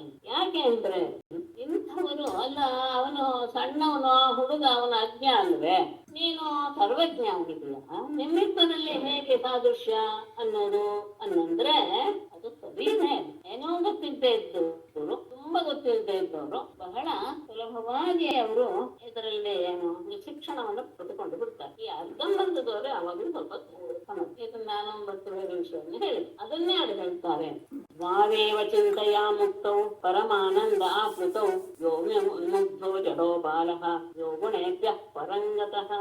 ಇಬ್ಬರು ಮಾತ್ರ ಪರಮಾನಂದದಲ್ಲಿ ಮುಳುಗಿರ್ತಾರೆ. ದ್ವೌ ಏವ ಚಿಂತೆಯಾ ಮುಕ್ತಃ ಪರಮಾನಂದೇ ಆಪ್ಲುತೌ ಯಃ ವಿಮುಕ್ತಃ ಜಡಃ ಬಾಲಃ ಯಃ ಗುಣೇಭ್ಯಃ ಪರಂಗತೌ. ಇಬ್ಬರು ಮಾತ್ರ ಲೋಕದಲ್ಲಿ ಚಿಂತೆಯ ಮುಕ್ತೌ, ಚಿಂತಾರಹಿತರಾಗಿ ಪರಮಾನಂದವನ್ನ ಅವರು ಪರಮಾನಂದದಲ್ಲಿ ಮುಳುಗಿ ಹೋಗಿರ್ತಾರೆ. ಯಾರ್ಯಾರು? ಯಾರು ವಿಮುಕ್ತ ಏನೋ ಗೊತ್ತಿಲ್ಲದೆ ಇರುವಂತಹ ಮುಗ್ಧ ಜಡಹ, ಏನೋ ಕೆಲಸ ಇಲ್ಲದೆ ಇದ್ದವನು, ಅಂತಹ ಬಾಲಹ ಒಬ್ಬ ಹುಡುಗ. ಏನು ಗೊತ್ತಿಲ್ಲ, ಅಜ್ಞ, ಮುಗ್ಧ, ಏನು ಕೆಲಸವೂ ಇಲ್ಲ, ಅಂತಹ ಬಾಲ ಇದಾನಲ್ಲ, ಹುಡುಗ ಇದಾನಲ್ಲ, ಅವನು ಪರಮಾನಂದವನ್ನ ಅನುಭವಿಸ್. ಇನ್ನೊಬ್ಬ ಯಹ, ಯಾವ ವ್ಯಕ್ತಿಯು ಗುಣೇಭ್ಯ ಪರಂತ, ಗುಣಗಳಿಂದ ದಾಟಿದವನು. ಅಂದ್ರೆ ಪ್ರಕೃತಿಯನ್ನ, ಗುಣೇಭ್ಯ ಪರಮ ಅಂದ್ರೆ ಗುಣ ಎನ್ನುವುದೆಲ್ಲ ಪ್ರಕೃತಿಗೆ ಸಂಬಂಧಪಟ್ಟಿದ್ದು. ಗುಣಗಳು ಪ್ರಕೃತಿ ರೂಪವಾದ್ರಿಂದ ಪ್ರಕೃತಿಗಿಂತ ದಾಟಿದವನು ಇದಾನಲ್ಲ, ಪ್ರಕೃತಿಯ ಬಂಧನಕ್ಕೆ ಸಿಲುಕದೇ ಇರುವವನಿಲ್ಲ, ಅವನು ಪರಮಾನಂದದಲ್ಲಿ. ಒಬ್ಬ ಹೀಗೆ ಏನು ಗೊತ್ತಿಲ್ಲದೆ ಇರೋದ್ರಿಂದ, ಏನೋ ಕೆಲಸವೇ ಇಲ್ಲದೆ ಇರೋದ್ರಿಂದ ಅಂತಹ ಬಾಲಕ ಆನಂದವನ್ನು ಹೊಂದ್ತಾನೆ. ಹಾಗೆಯೇ ಎಲ್ಲ ತಿಳಿದಂತಹನೇನು ಆ ಗುಣಗಳಿಂದ ದಾಟಿದವನು, ಪ್ರಕೃತಿಯನ್ನ ಮೀರಿದವನಿಲ್ಲ, ಲೌಕಿಕ ವಿಷಯಗಳು ಯಾವುದು ಬೇಡ ಎನ್ನುವ ಭಾವನೆ ಹೊಂದಿದವನಿಲ್ಲ, ಅವನು ಸಹ ಪರಮಾನಂದ ಹೊಂದಿರ್ತಾನೆ ಅಂತ ಬಾಲಕರು ಹೇಳಿದ್ಮೇಲೆ ಕುಮಾರಿಯಿಂದ ನಾನು ಕಲಿತಿದ್ದೇನು ಅಂತ ಕುಮಾರಿ ವಿಷಯ. ಕ್ವಚಿತ್ ಕುಮಾರಿ ತ್ವಾತ್ಮಾನಂ ವೃಣಾನಾನ್ ಗೃಹಮಾಗತಾನ್ ಸ್ವಯಂ ತಾನ್ ಅರ್ಹಯಾಮಾಸ ಕ್ವಾಪಿ ಯಾತೇಷು ಬಂಧುಷು. ಕ್ವಚಿತ್ ಕುಮಾರೇತು ಆತ್ಮಾನಂ ವೃಣಾನಾನ್ ಗೃಹಂ ಆಗತಾನ್ ತಾನ್ ಕ್ವಾಪಿ ಬಂಧುಷು ಕ್ವಾಪಿ ಯಾತೇಷು ಸ್ವಯಂ ಅರ್ಹಯಾಮ. ಕ್ವಚಿತ್ ಕುಮಾರಿ ಹುಡುಗಿರು ಆತ್ಮಾನಂ ವೃಣಾನಾನ್, ತನ್ನನ್ನ ಮದುವೆ ಮಾಡ್ಕೊಳ್ಬೇಕು ಅನ್ನೋ ಉದ್ದೇಶದಿಂದ, ಅಂದ್ರೆ ತನ್ನ ಮಗನಿಗೆ ಅಂತ ಒಂದು ಕುಟುಂಬನೇ ಬಂದಿದೆ, ತನ್ನ ಮಗನಿಗೆ ತಂದ್ಕೊಳ್ಬೇಕು ಹುಡುಗಿಯನ್ನ ಎನ್ನೋ ಉದ್ದೇಶದಿಂದ ಗೃಹಮಾಗತಾನ್, ಮನೆಗೆ ಬಂದಂತಹ ತಾನ್ ಅವರ ಬಂಧುಷು ಕ್ವಾಪಿ ಆತೇಷು, ಮನೆಯಲ್ಲಿರುವಂತಹ ಎಲ್ಲರೂ ಸಹ ಅವತ್ತು ಎಲ್ಲವೋ ಬೇರೆ ಬೇರೆ ಕೆಲಸಕ್ಕೆ ಹೊರಟು ಹೋಗಿದ್ದಾರೆ, ಹೊಲ ಇತ್ಯಾದಿ ಕೆಲಸಗಳಿಗೆ, ಯಾರು ಇಲ್ಲ ಮನೆಯಲ್ಲಿ. ಆ ಸಂದರ್ಭದಲ್ಲಿ ಅವ್ರು ಬಂದ್ರು. ಆಗ ಸ್ವಯಂ ಅರ್ಹಯಾಮ, ಬಂದಂತಹ ಆ ಬಂಧುಗಳನ್ನ, ಬಂದ ಅತಿಥಿಗಳನ್ನ ಅವಳೇ ಸತ್ಕರಿಸಬೇಕಾದ್ರು, ಅವಳೇ ಸತ್ಕಾರ ಮಾಡಿದ್ರು. ಸತ್ಕಾರ ಮಾಡಬೇಕಾದ್ರು ಅವ್ರಿಗೆ ಏನಾದ್ರು ಉಪಹಾರ ಕೊಡ್ಬೇಕಲ್ಲ, ಒಂದು ಅಷ್ಟೇ ಖಂಡಿತ ಮಾಡ್ತೀನಿ, ಗೊತ್ತಾಗಿಲ್ಲ ನಾನು ಹೇಳಿದ್ದೆ. ತಾನೇ ಬಂದಂತಹ ಅತಿಥಿಗಳನ್ನ ಸತ್ಕಾರ ಮಾಡೋದಕ್ಕೆ ನಿಂತು, ಆಗ ಅವರ ಭೋಜನಕ್ಕೋಸ್ಕರ ಭತ್ತವನ್ನ ಕುಟ್ಕೊಳ್ಳೋ ಪರಿಸ್ಥಿತಿ, ಹಳೆಯ ಇದು ಮನಸ್ಸಿಗೆ ತಂದ್ಕೊಳ್ಳಿ, ಅಂದ್ರೆ ಅವ್ರು ಯಾರು ಫೋನ್ ಮಾಡಿ ಬರುವಂತಹ ಇದಾಗಿರ್ಲಿಲ್ಲ, ಕಾಲ ಆಗಿರ್ಲಿಲ್ಲ. ಕನ್ಯೆ ಇದ್ದಾಳೆ ಅಂತ ಗೊತ್ತಾದ್ಲ, ಅವ್ರು ನೋಡಕ್ಕೆ ಬಂದ್ರು. ಅಂತಹವನ್ನ ಆತರ ಸತ್ಕಾರ ಮಾಡ್ಬೇಕು ಅಂತ ಆದಾಗ ಅವ್ರಿಗೆ ಏನಾದ್ರು ಭೋಜನ ವ್ಯವಸ್ಥೆ ಆಗ್ಬೇಕಾಗಿತ್ತು. ಮನೆಯಲ್ಲಿ ಹುಟ್ಟಿದಂತಹ ಅಕ್ಕಿ ಎಲ್ಲ ಖಾಲಿ ಆಗೋಗಿದೆ. ಅಂತಹ ಸಂದರ್ಭದಲ್ಲಿ ತೇಷಾಂ ಅಭಿವ್ಯವಹಾರಾರ್ಥಂ ಕಾರ್ಯೇಂದ್ರ ಜಗತ್ವ ಅವಧ್ರಂತ್ಯಾಹ ಪ್ರಕೋಷ್ಠಸ್ಥಾಃ ಚಕ್ರುಃ ಶಂಖಾಃ ಸ್ವನಂ ಮಹತ್ ಪಾರ್ಥಿವಂ ತೇಷಾಂ ಅರ್ಥವಹಾರಾರ್ಥಂ ರಹಸಿ ಶಾಲೇನ ಅವಧ್ರಂತ್ಯಾಹ ಪ್ರಕೋಷ್ಠಸ್ಥಾಃ ಶಂಖಾಃ ಮಹತ್ ಸ್ವನಂ ಚಕ್ರುಃ. ತೇಷಾಂ ಪಾರ್ಥಿವಾದಾಗಿದೆ, ತೇಷಾಂ ಅಭ್ಯವಹಾರಾರ್ಥಂ ಅವರ ಭೋಜನದ ಸಿದ್ಧತೆಗೋಸ್ಕರ ರಹಸಿ ಏಕಾಂತದಲ್ಲಿ, ಅಂದ್ರೆ ಯಾರಿಗೂ ಗೊತ್ತಾಗದೇ ಇರುವ ಶಾಲೇನ ಭತ್ತಗಳನ್ನ ಅವಧ್ರಂತ್ಯಾಹ ಹುಟ್ಟುತ್ತಿರುವ ಅವಳ ಪ್ರಕೋಷ್ಠಸ್ಥಾಹ, ಪ್ರಕೋಷ್ಠ ಅಂದ್ರೆ ಕೈಯ ಬಿಟ್ಟು ಆ ಮಣಿಕಟ್ಟಿನ ಭಾಗದವರೆಗೆ ಇರುವಂತ ಬಳೆ ಹಾಕುವಂತ ಅದು ಪ್ರಕೋಷ್ಠ. ಅದರಲ್ಲಿರುವಂತಹ ಶಂಖಾಹ ಅಂದ್ರೆ ಅವಾಗೆಲ್ಲ ಸಣ್ಣ ಶಂಖದಿಂದ ಬಳೆ ಮಾಡ್ಕೊಳ್ತಾ ಇತ್ತು. ಅಂತಹ ಶಂಖದಿಂದ ತುಂಬಿದ ಬಳೆಗಳು ಮಹತ್ ಸ್ವನಂ ಚಕ್ರು, ಕೆಟ್ಟದಾಗಿ ಶಬ್ದ ಮಾಡೋದಕ್ಕೆ ಶುರು ಮಾಡಿದ್ರು. ಅವಳು ಕೈಗೆ ತುಂಬಾ ಅದನ್ನ ಶಂಖದ ಬಳೆಗಳನ್ನು ಹಾಕೊಂಡಿದ್ರು. ಯಾವಾಗ ಅವಳು ಭತ್ತವನ್ನು ಕುಟ್ತಾ ಇದ್ದಾಳೋ ಆವಾಗ ಜೋರಾಗಿ ಶಬ್ದ ಮಾಡೋಕ್ಕೆ ಶುರು. ಆಗ ಅವಳಿಗೆ ಹಿಂಸೆ ಅನಿಸ್ಬಿಡ್ತು. ಸಾತಜ್ಜುಗುಪ್ಸಿತಂ ಮತ್ವಾ ಮಹತಿ ಕ್ರೀಡಿತ ತತಃ ಪ್ರಭಂಜ ಏಕೈಕ ಸತ್ಸಂತಾನ ಗೌ ಪಾಣ್ಯೋ ಅಶೇಷ್ಟ ಮಹತಿ ತಜ್ಜುಗುಪ್ಸಿತಂ ಮತ್ವಾ ತತಃ ವ್ರೀಡಿತ ಏಕೈಕಶಃ ಶಂಖಾನ್ ಬಭಂಜ ಪಾಣ್ಯೋಃ ದ್ವೌ ಅಶೇಷವಿತ್. ಮಹತಿ ಶೇಷಾಸ್ವಾಮಿಯವರೇ ಅತ್ಯಂತ ಬುದ್ಧಿವಂತಳಾದಂತಹ ಹುಡುಗಿಯು ತತ್ ಜುಗುಪ್ಸಿತಂ ಮತ್ವ ಆ ರೀತಿಯ ಶಬ್ದ ತನಗೆ ಹಿಂಸೆ ಮಾಡ್ತಾ ಇರೋದನ್ನ ತಿಳಿದುಕೊಂಡು, ಅಂದ್ರೆ ತಾನು ಬರ್ತಾ ಕೊಡ್ತಾ ಇರುವಂತಹ ಸಂದರ್ಭದಲ್ಲಿ ಬರುವಂತಹ ಶಬ್ದ ಸ್ವಲ್ಪ ಏನೋ ಹೋಗಿ ಮಂದಿ ಏನು ಇಲ್ವೇನೋ ಎನ್ನುವ ಭಾವವನ್ನು ಉಂಟು ಮಾಡಿಬಿಡುತ್ತೆ. ಅಂದ್ರೆ ಈಗ ಅವಳು ಸುತ್ತಾ ಇದ್ದಾಳೆ ಅಂದ್ರೆ ಹೋದ್ ಮಂದಿ ಏನು ಸರಿ ಇಲ್ವೇನೋ, ಬರ್ತನ ತೋರಿಸ್ತಾ ಇದ್ದೇನೋ ಅನ್ನುವ ಭಾವ ಬಂದ್ಬಿಡ್ತು ಅವಳಿಗೆ. ಹಾಗಾಗಿ ಅವಳು ಮತ್ತು ಹೀಗೆ ತಿಳಿದುಕೊಂಡು ತತಃ ವ್ರೀಡಿತ, ಅದರಿಂದ ನಾಚಿಕೆಗೊಂಡವಳಾಗಿ ಏಕೈಕಶಃ ತನ್ನ ಕೈಯಲ್ಲಿದ್ದ ಒಂದೊಂದು ಸಂಘಾನ್ ಬಳೆಯನ್ನ ಬಭಂಜ ತೆಗೆದು ಹೊಡೆದ್ಲು ಅಂತ ಅರ್ಥ ಅಲ್ಲ, ಎತ್ತಿಗೆ ಗಂಜ ಅಂದ್ರೆ ಹೊಡೆಯೋದು ಅಂತ ಅರ್ಥೆ. ಆದ್ರೆ ಒಂದು ಸ್ವಲ್ಪ ಗಮನದಲ್ಲಿ ಇಟ್ಕೊಳ್ಳಿ, ನಮ್ಮಲ್ಲಿ ಧಾತುಗಳು ವಿಷಯದಲ್ಲಿ ಒಂದು ವೈಶಿಷ್ಟ್ಯ ಇದೆ ವ್ಯಾಕರಣದಲ್ಲಿ, ಅಂದ್ರೆ ಸಂಸ್ಕೃತದಲ್ಲೇ ಎಲ್ಲ ಧಾತುಗಳು ಎಲ್ಲ ಅರ್ಥವನ್ನು ಕೊಡುತ್ತವೆ. ಆ ಸಂದರ್ಭದಲ್ಲಿ ಅದು ಯಾವುದು ಉಚಿತವೋ ಆ ಅರ್ಥವನ್ನು ಕೊಡುವಂತಹ ಸಾಮರ್ಥ್ಯವನ್ನ ಅವಳು ಹೊಂದಿರುತ್ತೆ. ಸರ್ವೇ ಸರ್ವಾರ್ಥವಾಚಕ ಅಂತ ನಮ್ಮಲ್ಲಿ ಹೇಳ್ತೀನಿ. ಹಾಗಾಗಿ ಪ್ರಪಂಚ ಅಂದ್ರೆ ಒಡದಾತದ್ಲು ಅಂತ ಅಲ್ಲ, ಯಾಕೆಂದ್ರೆ ಅದು ಅಪಶಕನದ ಒಂದು ವಿಷಯ ಅಷ್ಟೇ ಅಲ್ಲ, ಅದು ಇನ್ನೊಂದು ಶಬ್ದ ಮಾಡುತ್ತೆ ಅದು. ಹಾಗಾಗಿ ಅವಳು ಒಂದೊಂದನ್ನಾಗಿ ಬಳೆಯನ್ನು ತೆಗೆದ್ಲು.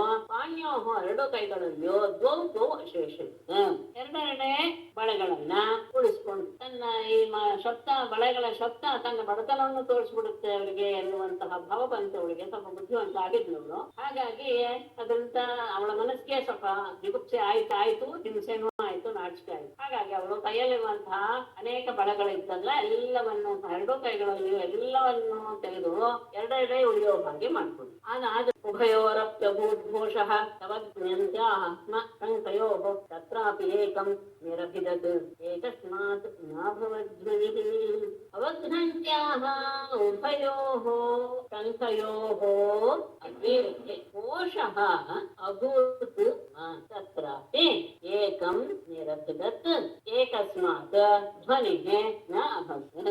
ಅವಘ್ನಂತ್ಯಾಃ ಅಂದ್ರೆ ಎಲ್ಲ ಹಾಕೊಂಡು ಅವಳು ಕುಟ್ಟಕ್ಕೆ ಶುರು ಮಾಡಿದ್ಲು. ಆಗ ಉಭಯೋಃ ಸಂಕಯೋಃ ಆ ಎರಡು ಬಳೆಗಳಿಂದಲೂ ಸಹ ಘೋಷಃ ಅಭೂತ್ ಶಬ್ದ ಅನ್ನೋದು ಉಂಟಾಗ್ತದೆ. ಎರಡು ಬಳೆಗಳಾದ್ರೂ ಅದೆಷ್ಟೋ ಎರಡು ಕೈಗಳಿರುವಂತದ್ದು ಆ ಶಬ್ದವೂ ಸಹ ಚಿಂತೆಯನ್ನು ಪಡಕ್ಕೆ ಶುರುವಾಯಿತು. ಆಗ ತತ್ರಾಪಿ ಏಕಂ ನಿರಭಿತ್ತು, ಅದರಲ್ಲಿ ಒಂದು ಬಳೆಯನ್ನ ಎರಡರಲ್ಲಿ ಒಂದೊಂದು ಬಳೆಯನ್ನು ತೆಗೆದು ಬಿಟ್ಲು. ಏಕಸ್ಮಾತ್ ಧ್ವನಿ ನಾಭವ, ಯಾವಾಗ ಒಂದೇ ಬಳೆ ಉಳ್ಕೊಂತೋ ಆವಾಗ ಯಾವ ಶಬ್ದವೂ ಉಂಟಿಲ್ಲ. ಅಂದ್ರೆ ಇದನ್ನೆಲ್ಲ ಹಳ್ಳಿಯಿಂದ ಹಳ್ಳಿಗೆ ಹೋಗ್ತಾ ಇರುವಾಗ ಗಮನಿಸಿದಂತಹದ್ದು ಅವಧೂತರು. ಆಗಿನ ಪರಿಸ್ಥಿತಿ ಹೇಗಿತ್ತು ಅನ್ನೋದನ್ನ ನೀವೆಲ್ಲ ಸ್ವಲ್ಪ ಮನಸ್ಸಿಗೆ ತಂದುಕೊಳ್ಬಹುದು ಅಂತ ಬಂದು ಈಗ ಓಡಾಡ್ತಾ ಇರ್ತಾರೆ ಅವಧೂತರು ಯಾವಾಗಲೂ. ಹಾಗಾಗಿ ಹುಡುಗಿಯ ಈ ವ್ಯವಹಾರವನ್ನ ಅವರು ನೋಡಿದ್ರು. ಎರಡು ಬಳೆಗಳು ಸಹ ಶಬ್ದವನ್ನು ಉಂಟು ಮಾಡುತ್ತೆ. ಅದರಲ್ಲಿ ಒಂದೊಂದನ್ನ ತೆಗೆದು ಹಾಕಿದ್ಲು. ಯಾವ ಶಬ್ದವೂ ಉಂಟಾಗಲಿಲ್ಲ. ಬೇರೆ ಕಡೆ ಕುತ್ಕೊಂಡ್ಬಿಟ್ಟು ಎರಡರಲ್ಲಿ ಒಂದೊಂದನ್ನ ತೆಗೆದ ತಕ್ಷಣ ಆ ಶಬ್ದ ಆಗ ಗೊತ್ತಾಯ್ತು ಅವಧೂತರಿಗೆ ಅನಿಸಿದ್ದು. ಅನ್ನ ಶಿಕ್ಷಮಿಮಂ ತಸ್ಯಾಹ ಉಪದೇಶಂ ಅರಿಂದಮ ಲೋಕಾನ್ ಅನುಚರೇನ್ ಏತಾನ್ ಲೋಕತತ್ವ ವಿವಿತ್ಸಯ. ಅರಿಂದಮ ತಸ್ಯಾಹ ಇಮಂ ಉಪದೇಶಂ ಲೋಕತತ್ವ ವಿವಿತ್ಸಯ ಏತಾನ್ ಲೋಕಾನ್ ಅನುಚರನ್ ಅನ್ವಶಿಕ್ಷಂ.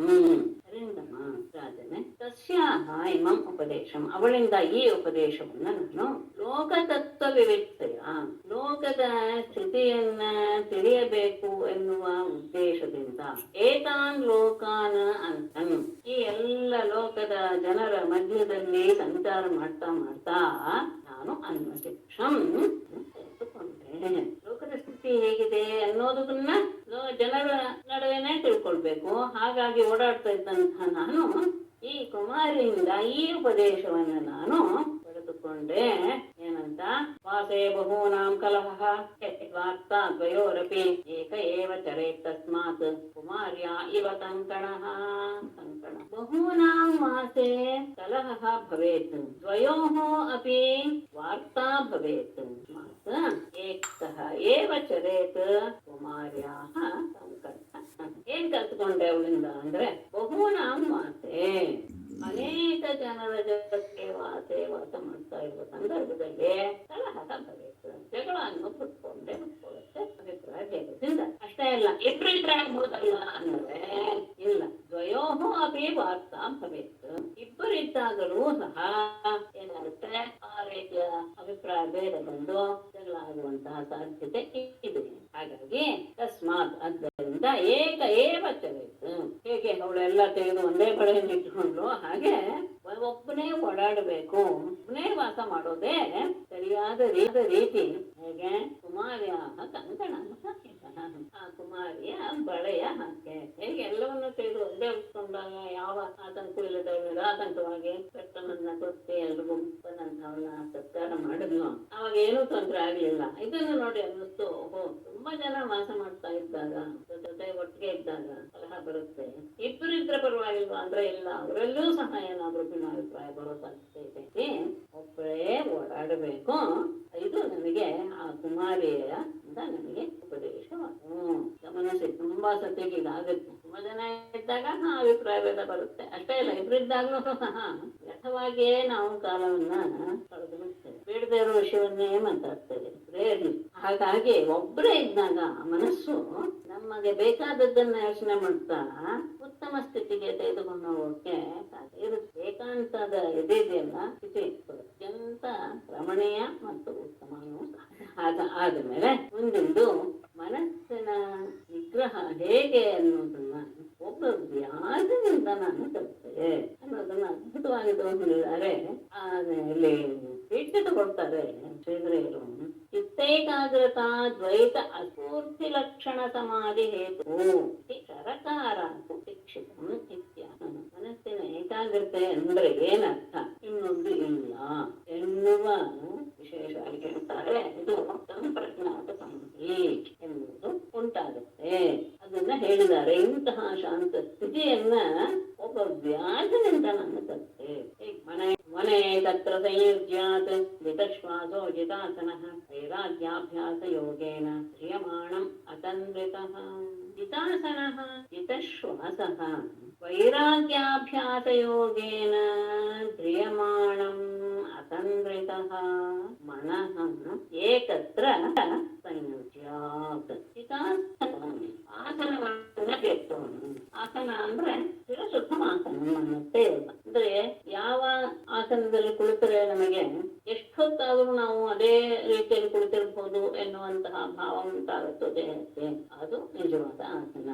ಸುಖ ಆಸನ ಒಂದೇ ರೀತಿಯಾಗಿ ಸುಖವಾಗಿ ಎಷ್ಟೊತ್ತಾದ್ರೂ ಈ ಆಸನದಲ್ಲಿ ಕೂತ್ಕೊಳ್ಬಲ್ಲೆ ಎನ್ನುವುದಿದೆಯಲ್ಲ, ಅದನ್ನ ಆಸನ. ಆ ಆಸನವನ್ನ ಜಿತಾಸನ ಅಂತ ತಗೊಳ್ತಾರೆ. ಆಸನದ ಒಂದು ಜಿತ ಬಂದು ಬಿಟ್ರೆ ಏನಾಗುತ್ತೆ, ಸಹಜವಾಗಿ ಅವನು ಜಿತಶ್ವಾಸ ಆಗ್ತಾನೆ. ಅವನ ಉಸಿರಾಟದ ಗತಿ ಅವನು ಗೆದ್ದು ಬಿಡ್ತಾನೆ. ಯಾವ ರೀತಿ ತೊಂದರೆ ಇಲ್ಲದೆ ಅವನು ಮಾಡಬಲ್ಲ.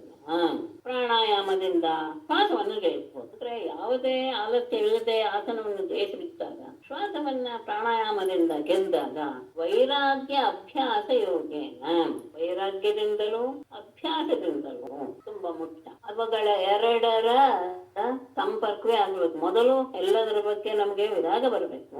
ಹಾಗೆ ಬಂದ ತಕ್ಷಣ ಅದನ್ನ ಸತತವಾಗಿ ಅಭ್ಯಾಸ ಮಾಡಬೇಕು. ವೈರಾಗ್ಯದಿಂದಲೂ ಅಭ್ಯಾಸದಿಂದಲೂ ಕ್ರಿಯಮಾಣಂ, ಒಂದೇ ಕಡೆ ಅದನ್ನ ನೆಲೆಸಿರುವ ಹಾಗೆ ಮಾಡಬೇಕು. ಒಂದೇ ಗುರಿಯಲ್ಲಿ ನಾವು ಅದನ್ನ ನೆಲೆಗೊಳಿಸಿದಾಗ ಅತಂದ್ರಿತ, ಯಾವ ರೀತಿಯ ಚಿತ್ತವನ್ನು ಪಡೆಯದೆ, ಚಿತ್ತದಲ್ಲಿ ಯಾವ ವಿಷಯವನ್ನು ತರದೆ, ಮನಸ್ಸನ್ನ ಏಕತ್ರ ಸಂಯೋಜ್ಯ, ಒಂದೇ ಕಡೆ ನೆಲೆಗೊಳಿಸಬೇಕು, ನಿಶ್ಚಲಗೊಳಿಸಬೇಕು. ಮೊದಲು ಆಸನವನ್ನ ಗೆದ್ದುಕೊಳ್ಳಬೇಕು. ಅದಾದ ಮೇಲೆ ಸಹಜವಾಗಿ ಶ್ವಾಸವನ್ನ ಗೆಲ್ಲುವಂತಹ ಪ್ರಾಣಾಯಾಮದಿಂದ ಅದು ಸಹ ನಮ್ಮನ್ನ ನಾವು ಅದನ್ನ ಹದ್ದುಬಸ್ತ ಇಡಬಹುದು. ಹಾಗೆ ಬಂದ ಮೇಲೆ ವೈರಾಗ್ಯದ ಭಾವ ಮತ್ತು ಸತತವಾದ ಅಭ್ಯಾಸದಿಂದ ಮನಸ್ಸನ್ನ ಒಂದೇ ಗುರಿಯಲ್ಲೇ ನೆಲೆಬೇಕು. ಎಲ್ಲಿ ಅಂದ್ರೆ ಪರಮಾತ್ಮನಲ್ಲಿ ಅಂತ ಮುಂದೆ ಹೇಳ್ತಾರೆ. ಯಸ್ಮಿನ್ ಮನೋಲಬ್ಧ ಪದಂ ಯದೇ ಶನೈ ಮುಂಚತಿ ಕರ್ಮರೇಣು ತೇನ ಯುದ್ಧೇನ ಅಜಸ್ತಮಶ ವಿಭೂಯ ನಿರ್ವಾಣಂ ಉಪೈತಿ ಅನಿಂಧನಂ. ಎಲ್ಲಿ ಅಂದ್ರೆ ಯಾವ ಪರಮಾನಂದ ರೂಪನಾದಂತಹ ಭಗವಂತನಿಗೆ. ಯಸ್ಮಿನ್ ಮನಃ ಲಬ್ಧಪದಂ ಯತ್ ಏತತ್ ಶನೈಃ ಶನೈಃ ಕರ್ಮರೇಣೂನ್ ಮುಂಚತಿ ರಜಃ ತಮಃ ಚ ವಿಭೂಯ ವೃದ್ಧೇನ ಸತ್ವೇನ ಅನಿಂದನಂ ನಿರ್ವಾಣಂ ಉಪೈತಿ. ಯಸ್ಮಿನ್ ಯಾವ ಪರಮಾತ್ಮನೇ ಮನಃ ಅಂದ್ರೆ ಒಂದೇ ಗುರಿಯಲ್ಲಿ ಧ್ರೇಮಾಣಂ ಅಂತ ಹೇಳುತ್ತೆ. ಒಂದೇ ಗುರಿಯಲ್ಲಿ ಮನಸ್ಸನ್ನು ನೆಲೆಗೊಳಿಸ್ಬೇಕು. ನೆಲೆಗೊಳಿಸ್ಕೊಂಡ್ಮೇಲೆ ಎಲ್ಲಿ ಅಂದ್ರೆ ಯಾವ ಪರಮಾತ್ಮನಲ್ಲಿ ಮನಸ್ಸು ಲಬ್ಧ ಪದಂ ತನ್ನ ಸ್ಥಾನವನ್ನು ಪಡೆದುಕೊಂಡು ಇದೇ ತತ್ ಅದೇ ಮನಸ್ಸು ಶನೈಹಿ ಶನೈಹಿ ಒಂದ್ಸತಿ ಹೋಗಿ ನೆಲೆಗೊಳ್ತು ಮೇಲೆ ಅದನ್ನ ಆ ಕಡೆ ಅಡಕ್ಕೆ ಬಿಡದೆ ಆ ಮನಸ್ಸನ್ನ ಶನೈಹಿ ಶನೈಹಿ ಮೆಲ್ಲ ಮೆಲ್ಲನೆ ಆ ಮನಸ್ಸು ಕರ್ಮರೇಣೂನ ಕರ್ಮದ ಆ ವಾಸನೆಗಳನ್ನ ಮುಂಚೆ ಬಿಡುತ್ತೋ. ಎಲ್ಲಿ ಮನಸ್ಸು ಕೇಂದ್ರೀಕೃತವಾಗ್ಬಿಡುತ್ತೋ, ಕೇಂದ್ರೀಕೃತವಾದ ಮೇಲೆ ಅದೇ ಮನಸ್ಸು ಮೆಲ್ಲಗೆ ಕರ್ಮದ ವಾಸನೆಗಳನ್ನ ಪರಿತ್ಯಜಿಸ್ತಾ ಬರುತ್ತೋ ಅಲ್ಲಿ ನೆಲೆಗೊಳಿಸ್ಬೇಕು ಅಂತ. ಆ ಸಂದರ್ಭದಲ್ಲಿ ರಜಃ ತಮಃ ಚ ವಿಭೂಯ ಆಗ ರಜೋಗುಣ ಮತ್ತು ತಮೋಗುಣವನ್ನ ದೂರ ಮಾಡಿ ವೃದ್ಧೇನ ರಜೋಗುಣ ತಮೋಗುಣ ದೂರವಾಯ್ತು ಅಂತ ಹೇಳಿದ ತಕ್ಷಣ ಅಲ್ಲಿ ಏನಾಗುತ್ತೆ? ವೃದ್ಧೇನ ಸತ್ಯೇನ ಸತ್ವಗುಣ ಹೆಚ್ಚಾದಾಗ ಅನಿಂಧನಂ ಯಾವ ರೀತಿಯ ಇಂಧನ ಇಲ್ಲದೆ ಇರೋದ್ರಿಂದ ಅಗ್ನಿಗೆ ಇಂಧನ ಇದ್ರೆ ಅದು ಉರಿತಾನೇ ಇರುತ್ತೆ. ಇಂಧನ ಇಲ್ಲದೆ ಇದ್ದಾಗ ದಾರು ಹೋಗುತ್ತೆ. ಹಾಗೆ ರಜೋಗುಣ ತಮೋಗುಣ ಎನ್ನುವಂತಹ ಇಂಧನ ಇಲ್ಲದೆ ಮನಸ್ಸೇನಾಗುತ್ತೆ? ನಿರ್ವಾಣಂ ಉಪೈತಿ. ಯಾವ ವೃತ್ತಿ ಇಲ್ಲದೆ ಅಂದ್ರೆ ಯಾವ ವಿಚಾರ ಮನಸ್ಸಿನಲ್ಲಿ ತುಳಿಯದೆ ಅದು ಶಾಂತತೆಯನ್ನ ಹೊಂದಿದೆ. ರಜೋಗುಣದಿಂದ ಮನಸ್ಸಿಗೆ ವಿಕ್ಷೇಪ ಉಂಟಾಗುತ್ತೆ, ಅಲ್ಲಿ ಇಲ್ಲಿ ಎನ್ನುವಂತಹ ಒಂದು ತೊಳಗಾಟ. ತಮೋಗುಣದಿಂದ ನಿದ್ರಾಲಯ ಅದೆರಡನ್ನು ದೂರ ಮಾಡಿಬಿಟ್ರೆ ಸತ್ವಗುಣದ ಆಧಿಕ್ಯ ಬಂತು. ಸತ್ವಗುಣದಿಂದ ಮನಸ್ಸಿನ ಆ ಒಂದು ಸ್ಥಿತಿ ಇರುತ್ತಲ್ಲ ಒಂದೇ ಕಡೆ ನೆಲೆತಿರೋದ್ರಿಂದ ಆ ಶಾಂತಕ್ಕೆ ಸಂಪ್ರಜ್ಞಾತ ಸಮಾಧಿ ಅಂತ ಯೋಗಶಾಸ್ತ್ರದಲ್ಲಿ ಯೋಗಶಾಸ್ತ್ರದಲ್ಲಿ ಬರುವಂತಹ ಒಂದು ಶ್ಲೋಕವನ್ನು ಹೇಳಿಕೊಟ್ಟಿದ್ದಾರೆ. ಮನಸಃ ವೃತ್ತಿಶೂನ್ಯಸ್ಯ ಬ್ರಹ್ಮಾಕಾರತೆಯ ಸ್ಥಿತಿ ಯಾ ಅಸಂಪ್ರಜ್ಞಾತ ನಾಮಾಸೌ ಸಮಾಧಿ ಅಭಿಧೀಯತೆ. ವೃತ್ತಿಶೂನ್ಯಸ್ಯ ಮನಸಃ ಯಾವ ವಿಚಾರವೂ ಹೇಳೋದಕ್ಕೆ ಅವಕಾಶವೇ ಕೊಡದೇ ಇರುವಂತಹ ಮನಸ್ಸಿಗೆ ಆ ಮನಸ್ಸಿನಲ್ಲಿ ಬ್ರಹ್ಮಾಕಾರತೆಯ ಸ್ಥಿತಿ. ಆಗ ಕೇವಲ ಮಾತ್ರ ಯಾವುದೂ ಇಲ್ಲ, ರೂಪ ಇಲ್ಲ, ಆಕಾರ ಇಲ್ಲ, ಏನೂ ಇಲ್ಲ, ಕೇವಲ ಬ್ರಹ್ಮದ ಆಕಾರದಲ್ಲಿ ಇರುವಿಕೆ ಇದೆಯಲ್ಲ ಯಾ ಅದು ಅಸಂಪ್ರಜ್ಞಾತ ನಾಮಾಸೌ ಸಮಾಧಿ ಅಭಿಧೀಯತೆ. ಅಂದ್ರೆ ಯಾವುದು ಇಲ್ಲವೇ ಇಲ್ಲ. ಮೂರ್ತಿಯನ್ನು ಇಟ್ಕೊಂಡಾಗ್ಲೂ ಅದು ಸಂಪ್ರಜ್ಞಾತ ಸಮಾಧಿ ಅಂತ ಅನ್ಸ್ಕೊಳ್ಳುತ್ತೆ. ಅದು ಇಲ್ಲದೆ ಇರುವಂತಹ ಸಂದರ್ಭದಲ್ಲಿ ಅದು ಸಂಪ್ರಜ್ಞಾತ ಸಮಾಧಿ ಅಂತ ಹೇಳ್ತಾರೆ. ಆ ಅವಸ್ಥೆಯನ್ನ ಅವನು ಬಿಡಬೇಕು. ಆಗ ಅದರಿಂದ ಯಾವುದೂ ಸಹ ಏನಾಗಲ್ಲ, ಆ ಕಡೆ ಈ ಕಡೆ ಅಲ್ಲಾಡೋದಿಲ್ಲ. ತದೇವ ಆತ್ಮನ್ಯಾತ್ಮನ್ ತದೇವ ಆತ್ಮನ್ಯವರುದ್ಧ ಚಿತ್ತಃ ನ ವೇದ ಕಿಂಚಿತ್ ಬಹಿರಂತರಂ ವಾ ಯಥೇಶುಕಾರಃ ನೃಪತಿಂ ವ್ರಜಂತಂ ಕಿಶೋಗತಾತ್ಮ ನ ದದಷ್ಟಪಾರ್ಶ್ವೇ. ಒಳ್ಳೆಯ ಒಂದು ದೃಷ್ಟಾಂತ ಕೊಡ್ತಾರೆ. ತದಾ ಏವಂ ಆತ್ಮನೇ ಅವರುದ್ಧ ಚಿತ್ತಃ ಅಂತರಂ ವಾ ನ ವೇದ ಕಿಶೋಗತಾತ್ಮ ಕಿಶುಕಾರಃ ಪಾರ್ಶ್ವೇ ವ್ರಜಂತಂ ನೃಪತಿಂ ನ ದದರ್ಶ. ತದಾ ಯಂತ್ರ ಯಾವಾಗ ಇಂಧನವಿಲ್ಲದೆ ಇರುವಂತಹ ಅದು ಶಾಂತವಾಗಿ ಯಾವ ವಿಚಾರ ಹೇಳೋದೇ ಇಲ್ಲ ಮನಸ್ಸಿನಲ್ಲಿ. ಮೊನ್ನೆ ನಾನು ರಮಣ ಮಹರ್ಷಿಗಳ ಕೊಡ್ತೀನಲ್ಲ ಹಾಗೆ ಯಾವ ವಿಚಾರ ಬರೋದೇ ಇಲ್ಲ ಮನಸ್ಸಿನಲ್ಲಿ. ವೃತ್ತಿರಹಿತವಾಗಿ ಶಾಂತವಾಗಿ ನಿಂತು ಬಿಡುತ್ತೆ ಅಂತ. ತದಾ ಏವಂ ಈ ರೀತಿಯಾಗಿ ಆತ್ಮನೇ ತನ್ನಲ್ಲಿ ಅವರುದ್ಧ ಚಿತ್ತ ಮನಸ್ಸನ್ನ ತನ್ನಲ್ಲೇ ನೆಲೆಗೊಳಿಸಿಕೊಂಡಂತಹ ಆ ವ್ಯಕ್ತಿಗೆ ಕಿಂಚಿತ್ ಯಾವುದು ಬಹಿಹಿ ಬಾಹ್ಯವೇ ಆಂತರಮ್ಮ ಅಂತರಂಗದ ವಿಷಯದಲ್ಲಾಗಲಿ ಒಳಗಡೆ ಆಗಲೇ ನಾವೇದ ಯಾವುದು ಗೊತ್ತಾಗೋದಿಲ್ಲ. ನೋಡೋದು ಕೇಳೋದು ಇದೆಲ್ಲವೂ ಸಹ ಬಾಹ್ಯದ ಪದ್ಧತಿ. ಯಾವ್ದನ್ನಾದ್ರೂ ಸ್ಮರಿಸ್ಕೊಳ್ಳೋದಿದೆಯಲ್ಲ, ನೆನಪಿಸ್ಕೊಳ್ಳೋದು ಅದು ಆಂತರಿಕ. ಅದು ಯಾವುದೂ ಉಂಟಾಗೋದಿಲ್ಲ. ಯಾವಾಗ ತನ್ನಲ್ಲಿ ಅವನ ಮನಸ್ಸನ್ನ ನೆಲೆಗೊಳಿಸಿಕೊಂಡು ಬಿಟ್ರೆ, ಆತ್ಮನಲ್ಲಿಯೇ ಮನಸ್ಸು ತಳೀನವಾಗ್ಬಿಟ್ಟಾಗ ಆ ಸಾಧಕನಿಗೆ ಬಾಹ್ಯವಾಗಲಿ ಅನಂತವಾಗಲಿ ಗೊತ್ತಾಗೋದಿಲ್ಲ. ಯಥಾ ಹೇಗೆ ಇಶೋ ಗತಾಮ, ಇಶೋ ಅಂದ್ರೆ ಬಾಣದಲ್ಲಿಯೇ ತನ್ನ ಮನಸ್ಸು ಮನಸ್ಸನ್ನ ಪೂರ್ತಿಯಾಗಿ ಕೇಂದ್ರೀಕರಿಸಿದಂತಹ, ಅಂದ್ರೆ ಬಾಣದ ತುದಿಯನ್ನ ಹರಿತ ಮಾಡುವಂತಹದ್ರಲ್ಲಿ ತೊಡಗಿದಾನೆ ಯಾರು? ವ್ಯಾಧ. ಇಷುಕಾರ ವ್ಯಾಧನು ಪಾರ್ಶ್ವೇ ಪಕ್ಕದಲ್ಲಿಯೇ ವೃದಂತಂ ಹೋಗುತ್ತಿರುವ ನೃಪತಿಂ ರಾಜನನ್ನ ನೋಡಲಿಲ್ಲ. ಶೇಷ ಅದನ್ನ ಹೇಳ್ತಾರೆ. ಆತ ಬಾಣವನ್ನ ಎಷ್ಟು ಅಂದ್ರೆ ತುದಿ ನೋಡ್ತಾನೆ ಇದ್ದಾನೆ, ಹರಿತವಾಗಿದೆ ಅಂತ ಅದರಲ್ಲಿಯೇ ತನ್ನ ಮನಸ್ಸನ್ನು ಪೂರ್ತಿಯಾಗಿ ನೆಲೆಗೊಂಡಿದ್ದಾನೆ. ಆಗ ಪಕ್ಕದಲ್ಲಿ ರಾಜ ಹೋಗ್ತಾನೆ ಅಂದ್ರೆ ಏನು, ಸುಮ್ಮನೆ ಅವನ ಜೊತೆಗೆ ವಾದ್ಯಘೋಷ, ನಗಾರಿ, ಜನ ಎಲ್ಲರೂ ಗಲಾಟೆ ಮಾಡ್ಕೊಂಡು ಹೋಗ್ತಾರೆ. ಅವನ ಮೆರವಣಿಗೆ ಹೋಗ್ತಾ ಇದ್ದಾರೆ.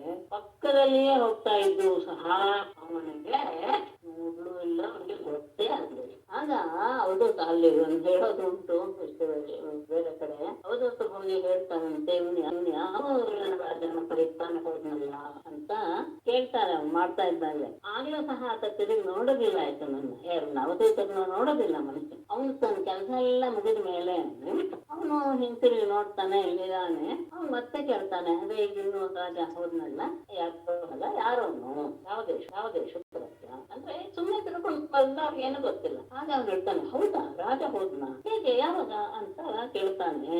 ಅಂದ್ರು ಅಷ್ಟು ಆತ ತನ್ನ ಕೆಲಸದಲ್ಲಿ ಏಕಾಗ್ರತೆಯನ್ನು ಹೊಂದಿದ್ದ. ಅಂದ್ರೆ ಅಲ್ಲ, ಇದೇನು ಇದೆಲ್ಲ ಸಂಭವ ಅಲ್ಲ, ಸಾಮಾನ್ಯವಾಗಿ ತುಂಬಾ ಜನರ ಜೀವನದಲ್ಲಿ ನಡೆಯುತ್ತೆ. ನಮ್ಮಲ್ಲೂ ಕೆಲವು ಸಂದರ್ಭ ಆಸಕ್ತವಾದಂತ ವಿಷಯ ಆಗ್ಬೇಕಾಗ ನಾವು ಹೊರಗಡೆ ಭಾಷೆಯನ್ನ ಯಾವುದನ್ನು ಗಮನಿಸೋದಿಲ್ಲ. ಅದು ಲೌಕಿಕ ಆನಂದಕ್ಕೆ ಬಿಟ್ರೆ ಈ ರೀತಿಯಾದಂತಹ ಸಂದರ್ಭ ಎಲ್ಲರಿಗೂ. ಆದ್ರೆ ಅವನು ಅಷ್ಟು ದೊಡ್ಡ ಇದು ಏನು ಪರಿವಾರ ಹೋಗ್ತಾ ಇದೆ, ನಗರ ಶಬ್ದ, ಮೆರವಣಿಗೆ, ಅದು ಅವನು ತನ್ನ ಕೆಲಸದಲ್ಲಿ ಅದೆಷ್ಟು ಅವನಾಗಿರ್ಬೋದು ಮನಸ್ಸನ್ನ ಭಗವಂತ ನೆಲೆಗೊಳಿಸಬೇಕು ಅಂತ ಅವನಿಂದ ತಿಳಿದುಕೊಂಡು ಅಂತ ವಿಶೇಷವಾಗಿ ಹೇಳ್ತಾರೆ. ಅಂದ್ರೆ ಅದನ್ನ ಹರಿತ ಮಾಡೋದು ಕಡೆನೇ ಮನಸ್ಸು ಕೊಟ್ಟಾಗ ಬೇರೆ ಘೋಷಗಳು ಹತ್ತಿರದಲ್ಲಿಯೇ ಹೋಗ್ತಾ ಇರುವಂತಹ ರಾಜನನ್ನು ನೋಡ್ಲಿಲ್ಲ ಅಂದ್ರೆ ಅದು ಎಂತಹ ಇದಿರ್ಬೋದು. ಅಂದ್ರೆ ಏಕಾಗ್ರತೆ ಅಂದ್ರೆ ಅದಕ್ಕಿಂತ ಏಕಾಗ್ರತೆ ಸಾಧ್ಯ ಅಂತ ಹತ್ತಿದ್ರೆ ಹಾಗೆ ಮನಸ್ಸನ್ನ ಪರಮಾತ್ಮನ ಮುಂದಿನ ಸರ್ಪದ ವಿಷಯವನ್ನ ಏಕಾಚಾರೇ ಅನಿಕೇತಃ ಸ್ಯಾತ್ ಅಪ್ರಮತ್ತೋ ಭಾಷಯಃ ಲಕ್ಷ್ಯಮಾಣ ಆಚಾರೈಃ ಮುನಿರೇಕೋ ಅಲ್ಪಭಾಷಣಃ. ಅನಿಕೇತಃ ಏಕಚಾರಿ ಸ್ಯಾತ್ ಅಪ್ರಮತ್ತಃ ಗುಹಾಶಯಃ ಆಚಾರೈಃ ಅಲಕ್ಷ್ಯಮಾಣಃ ಮುನಿಃ ಏಕಃ ಅಲ್ಪಭಾಷಣಃ. ಅನಿಕೇತ ಅವನಿಗೆ ಅಂತ ಒಂದು ಮನೆ ಅನ್ನೋದು ಇರಬಾರದು. ಅಷ್ಟೇ ಅಲ್ಲ, ಏಕಚಾರಿ ಒಬ್ಬಂಟಿಗನಾಗಿ ತಿರುಗಬೇಕು.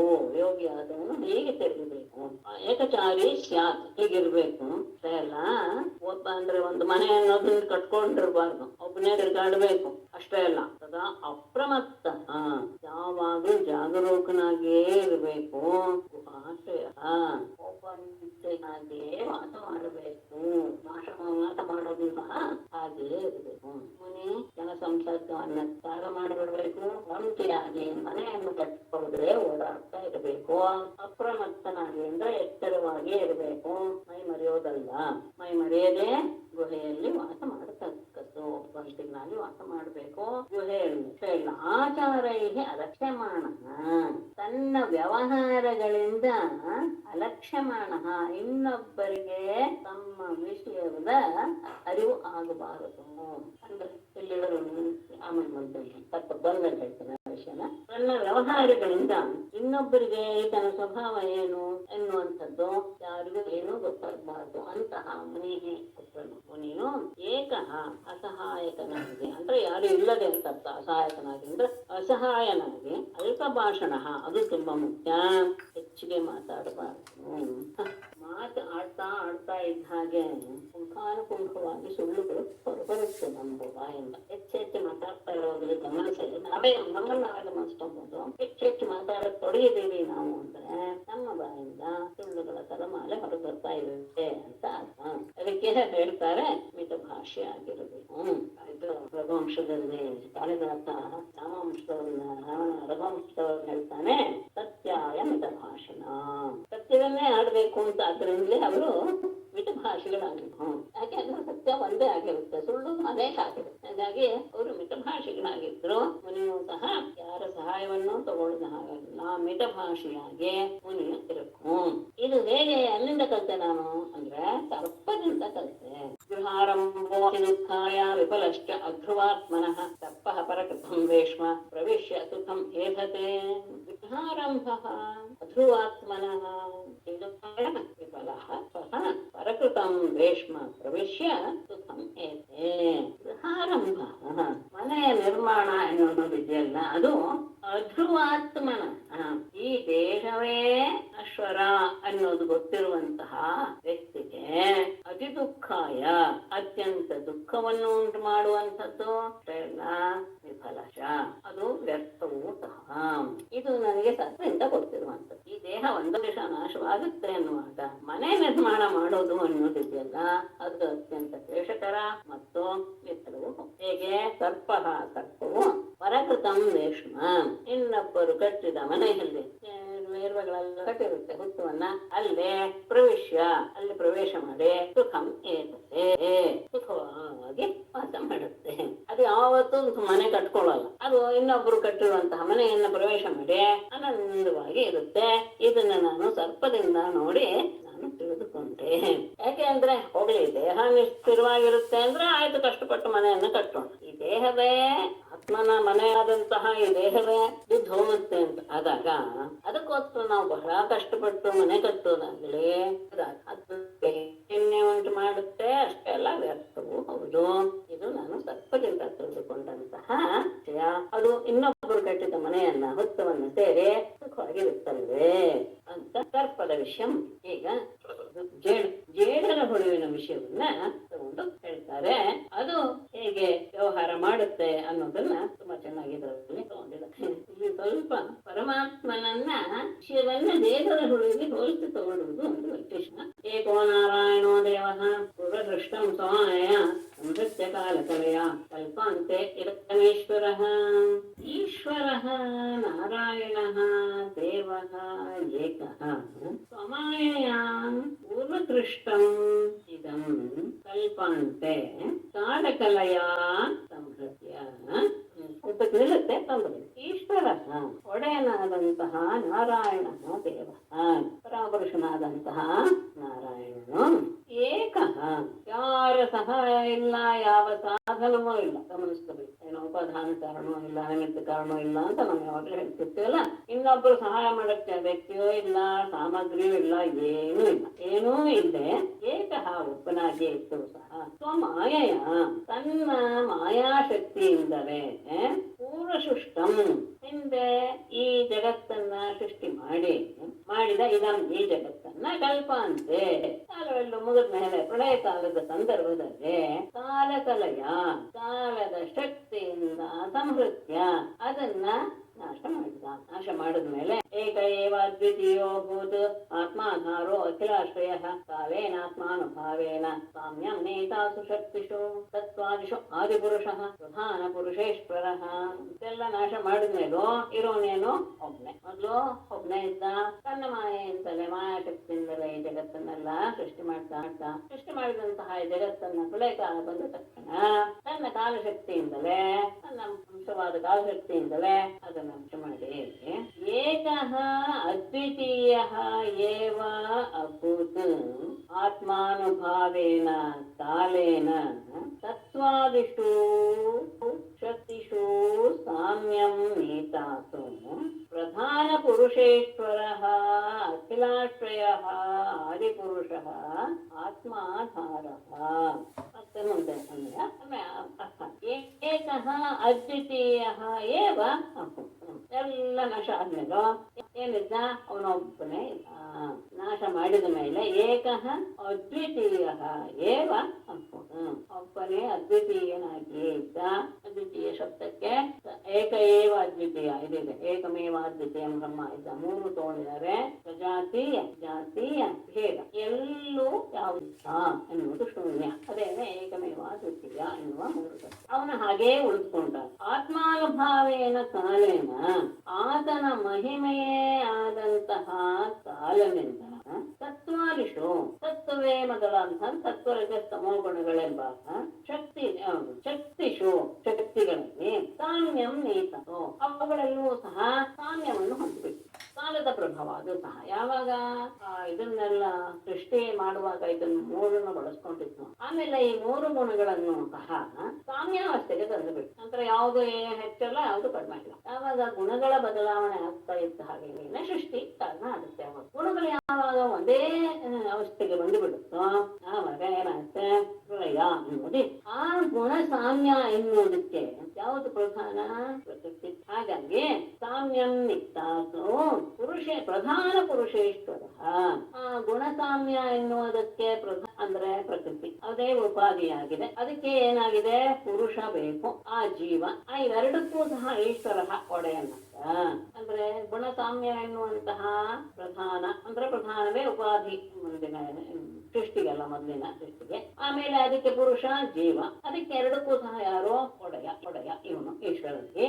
ಅವನಿನ್ನೇನು ಅಖಿಲಾಶ್ರಯ, ಎಲ್ಲರಿಗೂ ಆಶ್ರಯನಾದಂತಹ ಆದಿಪುರುಷನು ಕೊನೆಯಲ್ಲಿ ಸಂಹಾರ ಆದ್ಮೇಲೆ ಪ್ರಳಯ ಕಾಲದಲ್ಲಿ ಆತ್ಮಾಧಾರ.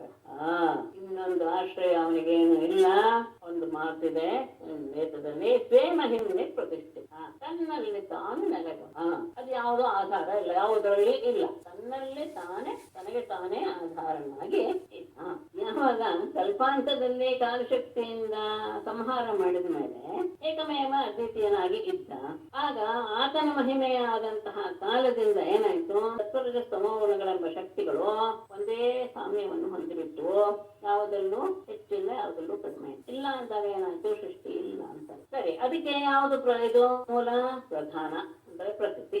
ಆ ಪ್ರಕೃತಿ ಮತ್ತು ಅದಕ್ಕೆ ಬೇಕಾದಂತಹ ಪ್ರಕೃತಿ ಯಾವ್ದಕ್ಕೋಸ್ಕರ ಆಗಿತ್ತು? ಪುರುಷನಿಗೋಸ್ಕರ. ಪ್ರಕೃತಿ ಮತ್ತು ಪುರುಷ ಅಂದ್ರೆ ಜೀವ, ಇವೆರಡಕ್ಕೂ ಸಹ ಒಡೆಯನಾದವನು. ಅವನ ಎಲ್ಲಿದ್ದ ಅಂದರೆ ಎಲ್ಲಿದ್ದ ಅಲ್ಲ, ಅವನಲ್ಲಿ ಏನಿದೆ ಅಂದ್ರೆ ಎಲ್ಲವೂ ಅಖಿಲಾಶ್ರಯ, ಎಲ್ಲವೂ ಅವನಲ್ಲಿ ಇದೆ.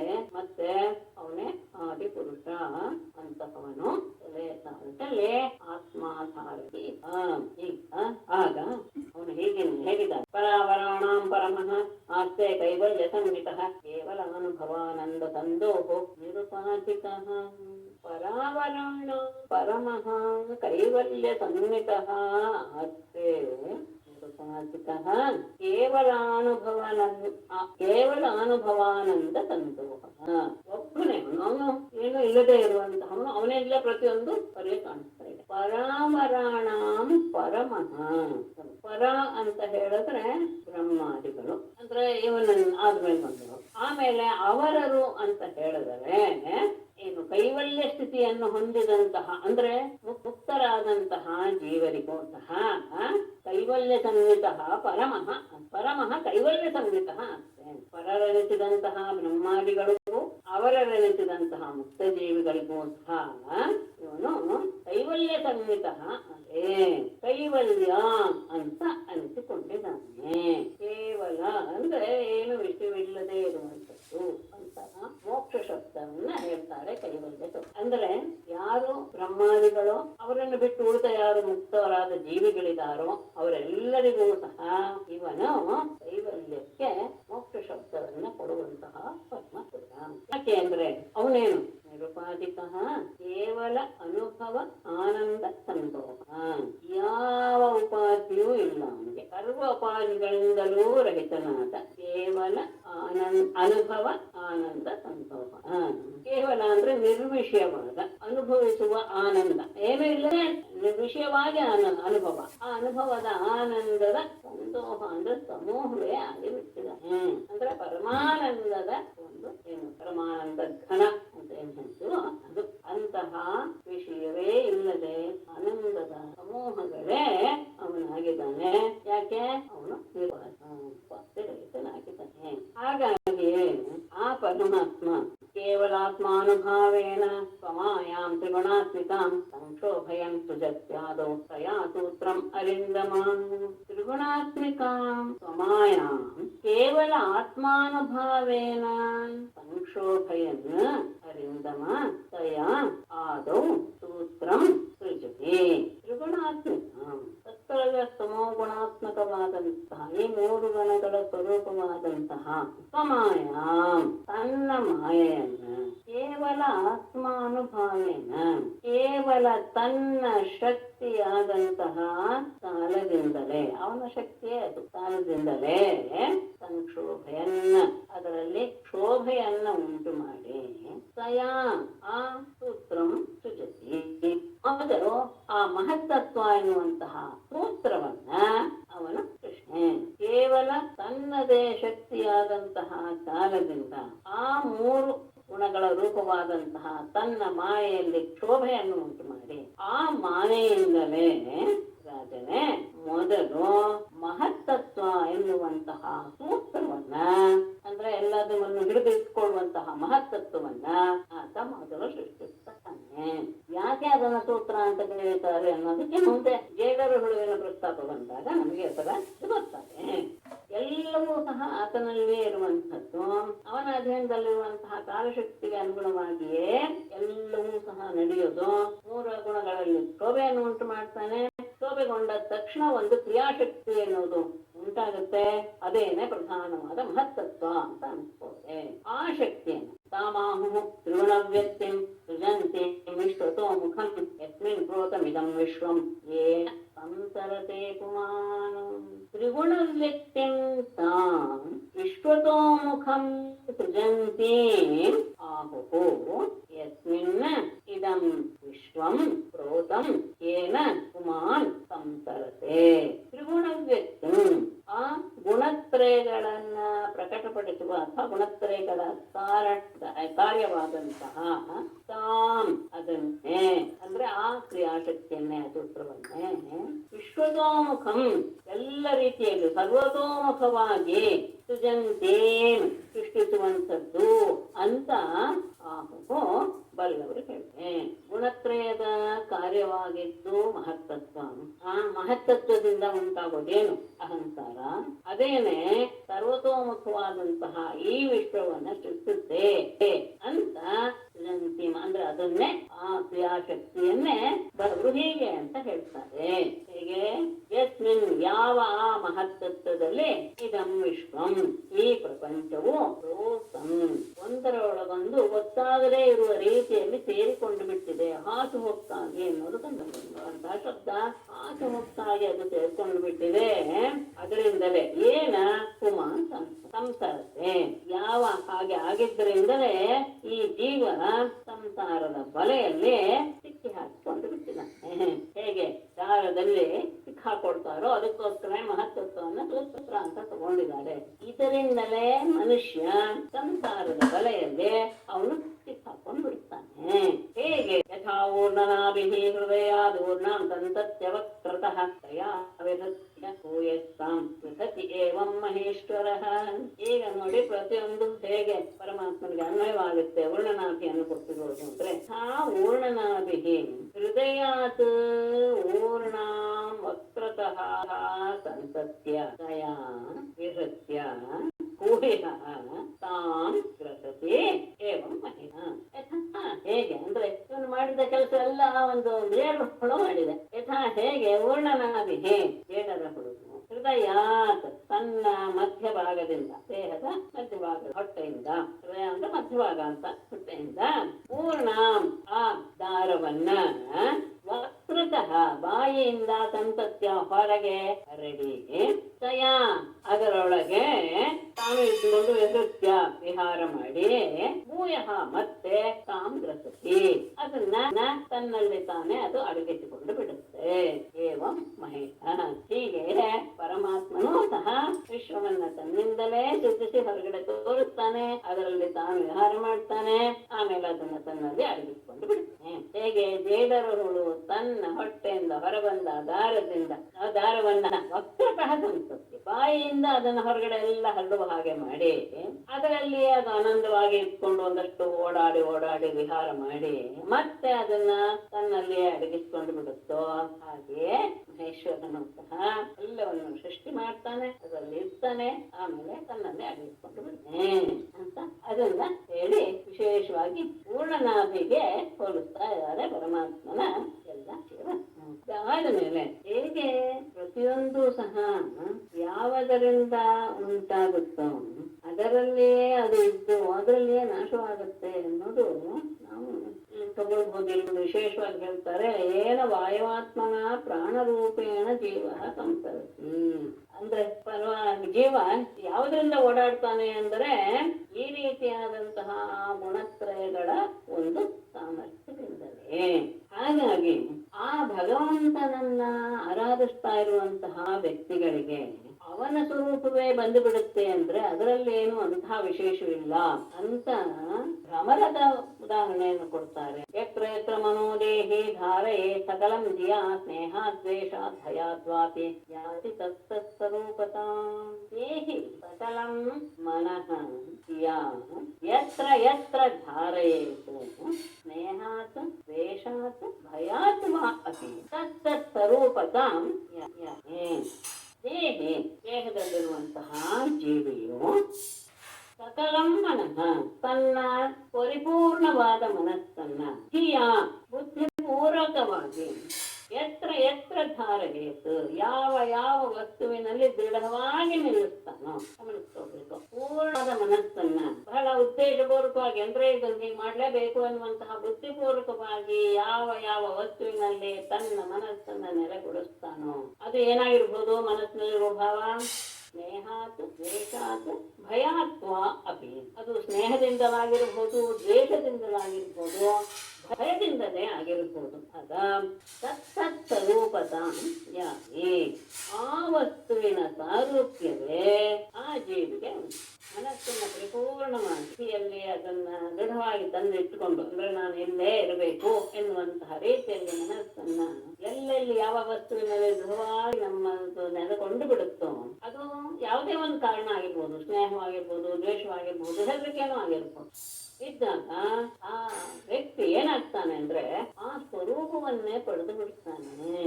ಹೀಗಿರುವಾಗ ಪರಮಾತ್ಮನ ಧ್ಯಾನವನ್ನೇ ಮಾಡ್ತಾ ಇದ್ದವರು ಪರಮಾತ್ಮ ಸ್ವರೂಪ ಪಡೆಯುವುದೇನೋ.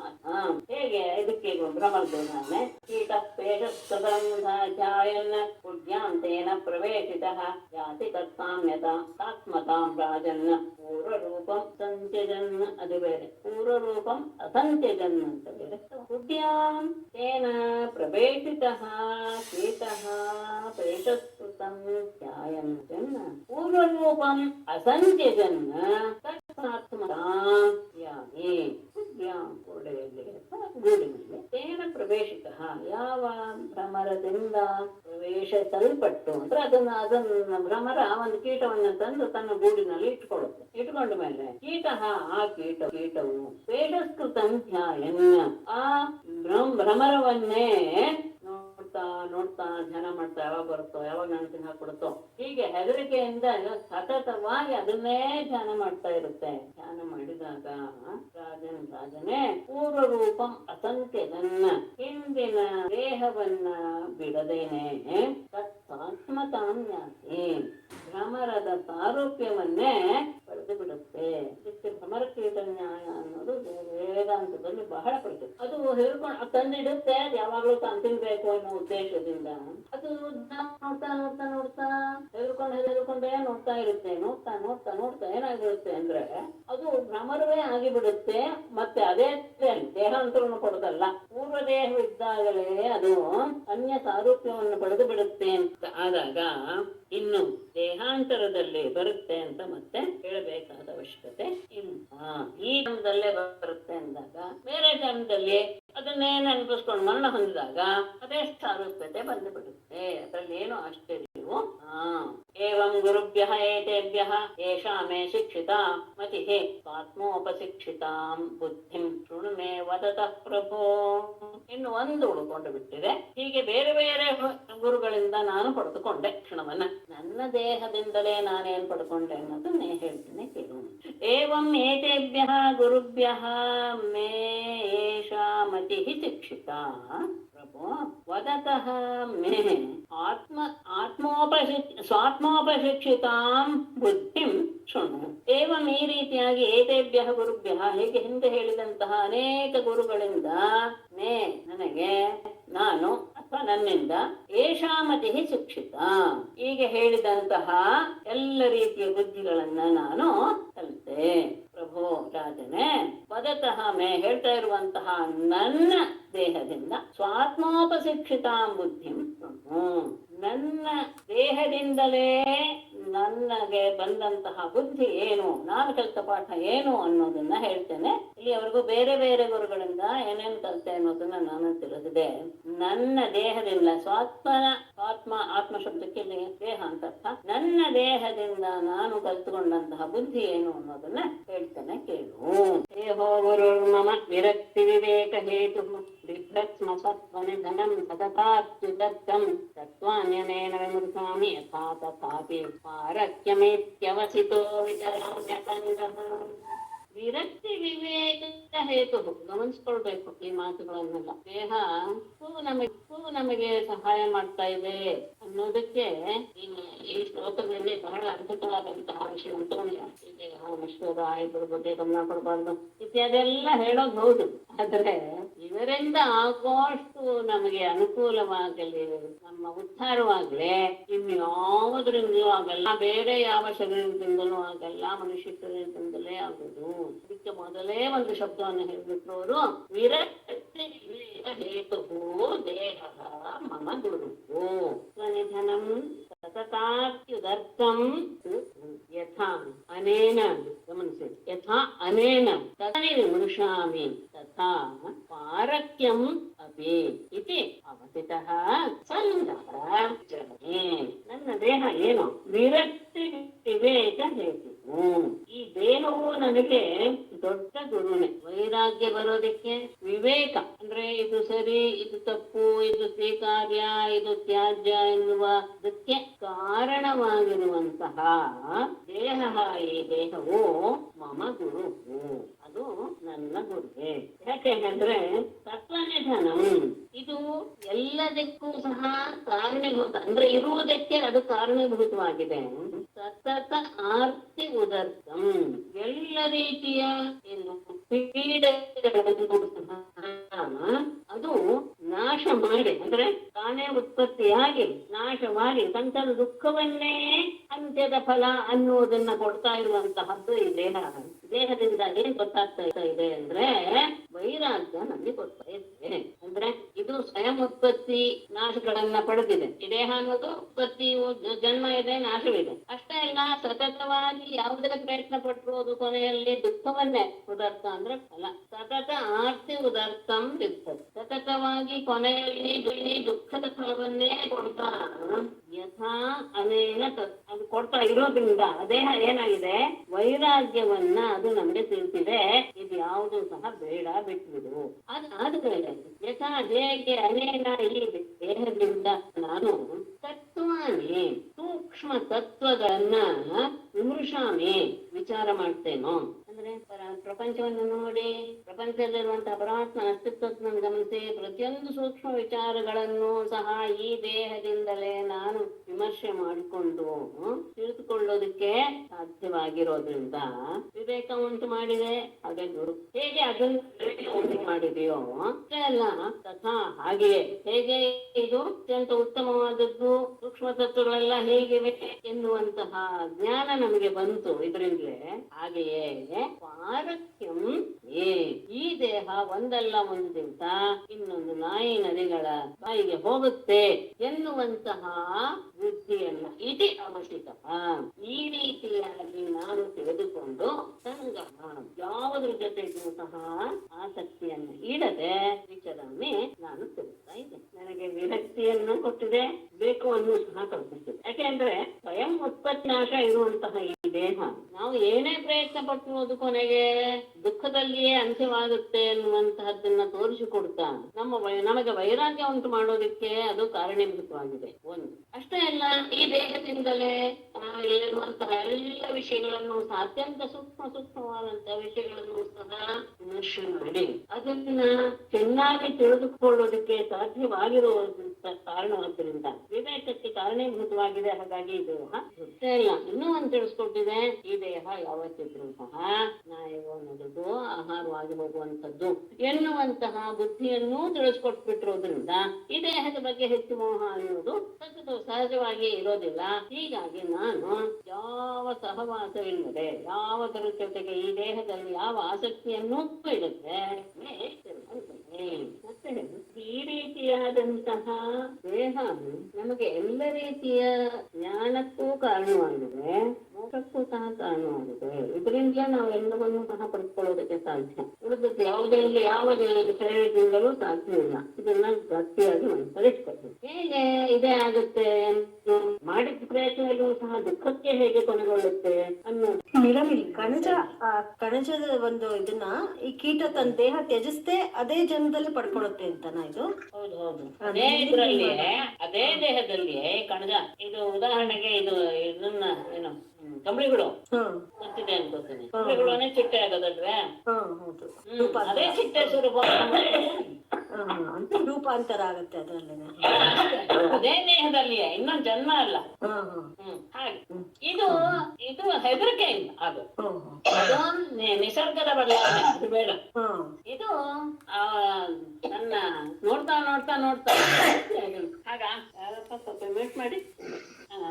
ಇನ್ನೊಂದು ಗಮನಿಸಬಹುದು ನೀವು, ಕೆಲವರನ್ನ ನೋಡ್ತಾ ನೋಡ್ತಾ ನೋಡ್ತಾ ಇದ್ದ ಹಾಗೆ ಅವರ ಇದು ಹಾವ ಭಾವ ಎಲ್ಲವೂ ಸಹ ಅವ್ರ ಹಾಗೆ ಆಗಿಬಿಡುತ್ತೆ. ಇದನ್ನ ನೀವು ಲೋಕದಲ್ಲಿ ಗಮನಿಸಿದೀರಾ ಅಂತ ಭಾವಿಸಿದ್ದೇನೆ.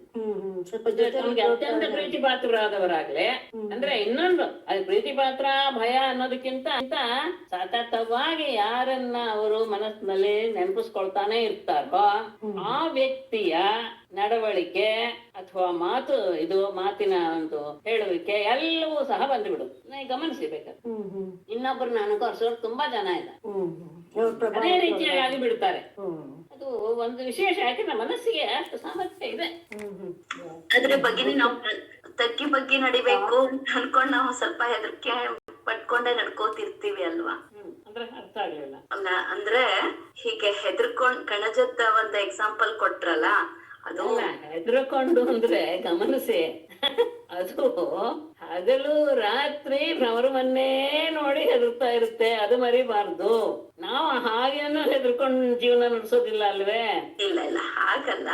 ಅಲ್ಲ ಅದೇನ ಹೇಳಿದ್ದು, ಆ ರೀತಿಯಾಗಿದ್ದಾಗ ಮಾತ್ರ ಪರಿಣಾಮ ಆಗುತ್ತೆ, ಬದಲಾವಣೆ ಕಾಣ್ಬರುತ್ತೆ. ಹಾಗೆ ಅಂದ್ರೆ ಸದಾಕಾಲವು ಯಾವುದೇ ರೀತಿ ಯಾವುದೇ ಭಾವನೆ ಇಟ್ಕೊಂಡು ಚಿಂತಿಸ್ತಿದ್ರು ಹೌದು ಹೌದು. ಅದಕ್ಕೆ ಅವ್ರು ಹೇಳೋದು, ಪರಮಾತ್ಮನ ಧ್ಯಾನ ಮಾಡ್ತಾ ಮಾಡ್ತಾ ಇದ್ದ ಹಾಗೆ ಆತನ ಸಾರೂಪ್ಯ ಬರೋದಕ್ಕೆ ಏನ್ ಆಶ್ಚರ್ಯ ಇದೆ.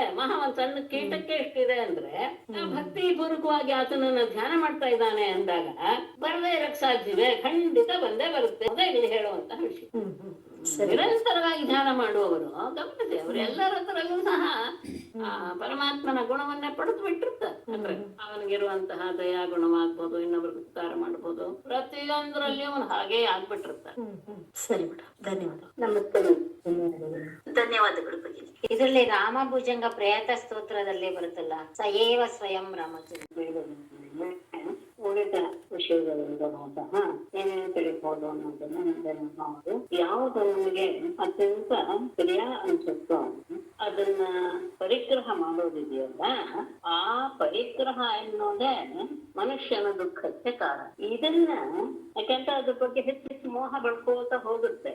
ಒಂದು ದಿವಸ ಆ ವಸ್ತುವಾಗ್ಲಿ ಇಲ್ಲ ಅಂತ ಹೇಳಿದ ತಕ್ಷಣ ಅದು ಮನಸ್ಸನ್ನ ಬಾಧಿಸುತ್ತೆ. ಹಾಗಾಗಿ ಈ ಪರಿಗ್ರಹ ಎನ್ನುವುದು ಅತ್ಯಂತ ಪ್ರೀತಿಪಾತ್ರವಾದದ್ದನ್ನು ಅದು ವಸ್ತು ರೂಪ ಇರ್ಬೋದು, ವಸ್ತು ರೂಪ ಇರ್ಬೋದು, ಅದೇ ಆಗಿರ್ಬೋದು, ಅದನ್ನ ಸ್ವೀಕಾರ ಮಾಡೋದೇ ದುಃಖ. ಇದನ್ನ ಯಾವ ವ್ಯಕ್ತಿ ಸರಿಯಾಗಿ ವಿವೇಕದಿಂದ ತಿಳಿದುಕೊಂಡು ಅದನ್ನ ತ್ಯಾಗ ಮಾಡಿಬಿಡ್ತಾನೋ ಅವನು ನಿಜವಾಗಿಯೂ ಸುಖವನ್ನ ಪಡಿತಾನೆ. ಅದಕ್ಕೆ ದೃಷ್ಟಾಂತವಾಗಿ ಕುರರ ಪಕ್ಷಿಯ ವಿಷಯವನ್ನು ತೆಗೆದುತ್ತಾರೆ. ಅದು ಒಂದು ಮಾಂಸದ ತುಂಡನ್ನು ಧರಿಸಿಕೊಂಡು ಕಷ್ಟ ಇತ್ತು. ಆಹಾರ ಸಿಗದೆ ಇರುವಂತಹ ಕೆಲವು ಪಕ್ಷಿಗಳು ಬಲಶಾಲಿಗಳಾದಂಥವು. ಯಾಕಂದ್ರೆ ಆಹಾರ ಬೇಕು ಅಂತ ಹೇಳಿದ ತಕ್ಷಣ ನಿಜವಾಗಿಯೂ ದೇಹದಲ್ಲಿ ಶಕ್ತಿ ಇಲ್ಲದಿದ್ರು ಬಂದ್ಬಿಡುತ್ತೆ. ಯಾಕಂದ್ರೆ ಬೆಳಿಬೇಕನ್ನುವಂತಹ ಮನಸ್ಸಿನ ಚೋದನೆ ಇದೆಯಲ್ಲ, ಅದು ಬಲವನ್ನು ಬಿಟ್ಟು ಮಾಡಿರ್ಬೇಕು. ಆಹಾರವಿಲ್ಲಲ್ಲ, ಇನ್ನೊಂದ್ ಕಡೆ ಆಹಾರ ಸಿಗ್ತಾ ಇದೆ ಅಂತ ಹೇಳಿದ ತಕ್ಷಣ ಎಲ್ಲ ಶಕ್ತಿಯನ್ನು ಹಾಕಿ ಅದನ್ನ ತೆಗೆದುಕೊಳ್ಳಕ್ಕೆ ಪ್ರಯತ್ನ ಪಡೋದ್ರಿಂದ ಬಲಶಾಲಿಗಳಾದಂತಹ ಇತರ ಪಕ್ಷಿಗಳು ಆ ಒಂದನ್ನ ಕುಕ್ಕಿ ಹಿಂಸೆ ಪಡಿಸಕ್ ಶುರು ಮಾಡಿದಾಗ ಅದಕ್ಕೆ ಗೊತ್ತಾಯ್ತು, ಒಬ್ಬನನ್ನ ಬಾಯಲ್ಲಿರುವಂತಹ ಮಾಂಸ ತುಂಡೇ ನನ್ನ ದೇಹದ ಹಿಂಸೆಗೆ ಕಾರಣ ಅಂತ ಗೊತ್ತಾಗೋದು. ತಕ್ಷಣ ತನ್ನ ಬಾಯಲ್ಲಿರುವಂತಹ ಮಾಂಸ ತುಂಡನ್ನೇ ಕೆಳಗೆ ಹಾಕಿದ ತಕ್ಷಣವೇ ಎಲ್ಲ ಪಕ್ಷಿಗಳು ಸಹ ಮಾಂಸ ಬಿದ್ದಲ್ಲಿ ಹೊರಟು ಹೋಗಿ ಅದನ್ನ ತಿನ್ನ ಹೊರಟ ಪಡೆಯಕ್ಕೆ ಶುರು ಮಾಡದೆ ಹೊತ್ತು ಈ ಪಕ್ಷಿಯನ್ನ ಬಿಟ್ಬಿಟ್ಟು ಬಿಟ್ಬಿಟ್ಟು ಆಗ ಈ ಪಕ್ಷಿಗೆ ಆನಂದವಾಯಿತು. ಆಗ ಅದು ತ್ಯಾಗ ಮಾಡಿದ್ರಿಂದಲೇ ಆ ಕ್ರೂರ ಪಕ್ಷಿ ಶಂಖವನ್ನು ಪಡಿತು. ಅಂದ್ರೆ ಪ್ರೀತಿಪಾತವಾದದ್ದು ಮಾಂಸ, ಅದನ್ನ ಪಡೆಯಕ್ಕೆ ಅಂತಲೇ ಹೊರಟಿದ್ದು ತಗೊಳ್ಬಿಟ್ಟು, ಆದ್ರೆ ಅದರಿಂದ ದುಃಖವೇ ಬರ್ತಾ ಇದೆ ತನಗೆ ಅಂತ ಗೊತ್ತಾದ ತಕ್ಷಣ ಅದನ್ನ ತ್ಯಾಗ ಮಾಡಿಬಿಡ್ತು ಆ ಪಕ್ಷಿ. ಆಗ ಅದು ತನ್ನ ದುಃಖದಿಂದ ಮುಕ್ತವಾಯಿತು ಅಂತ ಪಕ್ಷಿ ತಕ್ಷಣ ಹೇಳಿದೆ. ಹುಡುಗನ ಬಾಲಕರು ಹೇಗಿರ್ತಾರೆ ಅದರಿಂದ ನಾನು ಕಲ್ತಿದ್ದೇನೆ ಅಂದ್ರೆ, ಆ ಬಾಲಕರಿಗೆ ಹೇಗೆ ಯಾರೋ ನನ್ನನ್ನ ಅವಮಾನ ಮಾಡಿದ್ರು, ಇವ್ರು ನನ್ನ ಗೌರವಿಸಿದ್ರು ಎನ್ನುವಂತಹ ಯಾವ ಚಿಂತನೆ ಇಲ್ಲದೆ ಬಾಳ್ ಅವ್ರು ಆಟ ಆಡ್ತಾ ಇರುತ್ತೆ. ಹಾಗೆ ಆ ಬಾಲಕದಿಂದ ಅದು ತನ್ನ ಬಗ್ಗೆನೇ ಯೋಚನೆ ಮಾಡಿ, ಇದನ್ನ ನನ್ನ ಮೊಮ್ಮಗನನ್ನ ನೋಡಿ ಇದು ನನ್ಗೆ ಅವನ ಆಟದಲ್ಲಿ ಮಗ್ನ ಆದಾಗ ಅವ್ನು ಯಾರು ನೋಡ್ತಾರೆ ಯಾರು ಬಿಡ್ತಾರೆ ಏನೂ ಇರಲ್ಲ, ಆರಾಮಾಗಿ. ಅಂದ್ರೆ ಅದ್ರಲ್ಲಿ ಹೇಳಿರುವಂತದ್ದು ಇದೆಯಲ್ಲ, ಏನು ಆತ್ಮಕ್ರೀಡಾ ಆತ್ಮಹತ್ಯೆ ಅನ್ನೋದು, ಅದನ್ನ ಅವನಲ್ಲಿ ನಾನು ಗಮನಿಸಿದೆ. ಯಾವ್ದ್ರ ಬಗ್ಗೆನೂ ಆತನಿಗೆ ಚಿಂತೆ ಇಲ್ಲ, ತಾನು ಆಟ ಆಡ್ತಾ ಇದ್ದೀನಿ, ಅದನ್ನ ಆನಂದ ಪಡ್ತಾ ಇದ್ದೀನಿ ಅಷ್ಟೇ. ಆ ಮುಖದಲ್ಲಿ ಕಾಣಿಸ್ತಾ ಇದೆ, ಅದು ನಿಜ ಅನಿಸುತ್ತೆ. ಯಾರು ನೋಡ್ತಾರೆ ನನ್ನನ್ನ ಆಡ್ಕೋತಾರೆ ಯಾವ ಭಾವನೆಯೂ ಇಲ್ಲ. ಹಾಗೆ ಬಾಲಕರಿಂದ ನಾನು ಇದನ್ನ ಕಲ್ತ್ಕೊಂಡೆ. ಮಾನವಮಾನಗಳ ಜೀವನ ಬಿಟ್ಟೆ, ಮನೆ ಮಕ್ಕಳು ಎನ್ನುವಂತ ಚಿಂತೆ ಅಂತೂ ಇಲ್ಲವೇ ಇಲ್ಲ. ನನ್ನ ಪ್ರೀತಿಸ್ತಾ ಆತ್ಮನೊಡನೆ ಆಟ ಆಡ್ತಾ ನಾನು ಬಾಲಕನಿಗೆ ಕಲಿತಾ ಇದ್ದೀನಿ. ಮತ್ತೆ ಲೋಕದಲ್ಲಿ ಇಬ್ಬರು ಮಾತ್ರ ಆನಂದದಲ್ಲಿ ಇರೋದಕ್ಕೆ ಸಾಧ್ಯ. ಇದನ್ನ ನಾನು ಸಾಮಾನ್ಯವಾಗಿ ತುಂಬಾ ಸತಿ ಹೇಳಿರ್ತೀನಿ. ಏನೂ ಗೊತ್ತಿಲ್ಲದೆ ಇದ್ದವರು ಪೂರ್ಣವಾಗಿ ಅರಿಸಿರೋರು ಆನಂದವಾಗಿ ಇರ್ತಾರೆ. ಏನು ಗೊತ್ತಿಲ್ದವ್ರು ಏನೋ ಚಿಂತಲ್ಲ. ಹಾಗಾಗಿ ಸರಿನಾ ತಪ್ಪ ನಾ ಮಾಡಿದ್ದು ಯಾವ್ದ್ರ ಇದು ವಿಶ್ಲೇಷಣೆಗೂ ಹೋಗಲ್ಲ ಅಂದ್ರು ಆ ಪಾಡ್ಗೆ ಅವ್ರ ಆನಂದವಾಗಿ ಇದಿರ್ತಾರೆ. ಎಲ್ಲ ತಿಳಿದವ್ರಂತ ಹೇಳೋ ಅವಶ್ಯಕತೆ ಇಲ್ಲ. ಅದಕ್ಕೆ ಸಾಮಾನ್ಯವಾಗಿ ಸಮಗುಣದಲ್ಲಿ ಸತ್ವಗುಣದಲ್ಲಿ ಇರೋರಿಗೆ ಒಂದು ಸತಿ ನೋಡಿದ ತಕ್ಷಣ ನಮ್ಗೆ ಭೇದ ಗೊತ್ತೇ ಆಗೋದಿಲ್ಲ. ಅವರು ನಿಷ್ಕ್ರಿಯಾಗೇ ಇರ್ತಾರೆ. ಹಾಗೆ ಸತ್ವಗುಣದಲ್ಲಿ ಪೂರ್ಣ ಸತ್ವಗುಣದಲ್ಲಿರೋರು ನಿಷ್ಕ್ರಿಯಾಗೇ ಇರ್ತಾರೆ. ಅವರನ್ನ ನಾನು ಸಂಪರ್ಕ ಹೊಂದಿದಾಗಲೇ ಅವರಿಗೆ ಅವರ ವಿಷಯ ನನಗೆ ಗೊತ್ತಾಗುತ್ತೆ. ಹಾಗೇನೆ ಏನೂ ಗೊತ್ತಿಲ್ಲದೆ ಇರುವಂತಹ, ಏನೋ ಕೆಲಸ ಇಲ್ಲದೆ ಇರುವಂತಹ ಒಬ್ಬ ಹುಡುಗ, ಹಾಗೇನೆ ಪ್ರಕೃತಿಯ ಮಾಯೆಯಿಂದ ಆ ಬಲೆಯನ್ನು ತಪ್ಪಿಸಿಕೊಂಡಂತಹ ಪರಮಾತ್ಮನಲ್ಲಿ ನೆಲೆಗೊಂಡಂತಹ ಈ ಇಬ್ಬರು ಮಾತ್ರ ಯಾವಾಗಲೂ ಸುಖಿಗಳಾಗಿರ್ತಾರೆ ಅಂತ ಬಾಲಕರಿಂದ ತಿಳ್ಕೊಂಡೆ. ಹಾಗೇನೆ ಕುಮಾರಿಯ ವಿಷಯದಲ್ಲಿ ಅದ್ಭುತವಾದದ್ದು ಇದಂತೂ. ಕನ್ಯಾರ್ಥಿಯಾಗಿ ಒಬ್ಬರ ಮನೆಗೆ ಬರ್ತಾರೆ, ಒಂದು ಕುಟುಂಬ ಬರುತ್ತೆ, ಅತಿಥಿಗಳಾಗಿರ್ತಾರೆ. ಮನೆಗಳೆಲ್ಲ ಹೋದಾಗ ಬಂದವರಿಗೆ ಸತ್ಕಾರ ಮಾಡ್ಬೇಕು ಅಂತ ಆ ಹುಡುಗಿ ತಾನೇ ಆ ಭತ್ತವನ್ನು ಕುಟ್ಟೋದಕ್ಕೆ ಸಿದ್ಧವಾಗುತ್ತೆ. ಆ ಸಿದ್ಧ ಮಾಡುವಾಗ ಆ ಭತ್ತ ಒನಕೆಯಲ್ಲಿ ಕುಟ್ಟುವಾಗ ಬಳೆಗಳು ಶಬ್ದ ಮಾಡ್ತಾ ಇದೆ. ನಮ್ಮ ಪರಿಸ್ಥಿತಿ ಗೊತ್ತಾಗ್ಬಿಡುತ್ತೆ, ಕಿನ್ನ ಕುಟ್ಕೊಂಡು ಮಾಡ್ಕೋತಾರೇನೋ ಅಂತ ಅವ್ರಿಗೆ ಒಂದು ನಾಚಿಕೆಯಿಂದ ಅವಳು ಆ ಬಳೆಗಳನ್ನೆಲ್ಲ ತೆಗಿತಾಳೆ, ಎರಡನ್ನು ಉಳಿಸ್ಕೊಡ್ತಾಳೆ. ಎರಡೂ ಸಹ ಏನಾಗುತ್ತೆ, ಪರಸ್ಪರ ಘರ್ಷಣೆಗೆ ಕಾರಣ ಮಾಡಿ. ಇದನ್ನ ನೋಡಿ ಅವಳು ಒಂದನ್ನ ತೆಗೆದುಬಿಟ್ಟು ಒಂದನ್ನ ಮಾತ್ರ ಉಳಿಸ್ಕೊಂಡು ಆಗ ನಿಶ್ಚಿಂತೆಯಾಗಿ ಅವಳು ತನ್ನ ಕೆಲಸವನ್ನು ಮಾಡಿ ಮುಗಿಸ್ಕೊಂಡ್ರು. ಇದನ್ನ ನೋಡಿದ ನಾನು ಏನ್ ತಿಳ್ಕೊಂಡೆ, ಒಬ್ಬಳೇ ಇರ್ಬೇಕು. ಯಾಕೆಂದ್ರೆ ನಾನು ಲೋಕದ ಸ್ಥಿತಿ ಅಂತಲ್ಲ ಅರಿಯೋದಕ್ಕೋಸ್ಕರನೇ ಓಡಾಡ್ತಾ ಇದ್ದೀನಿ.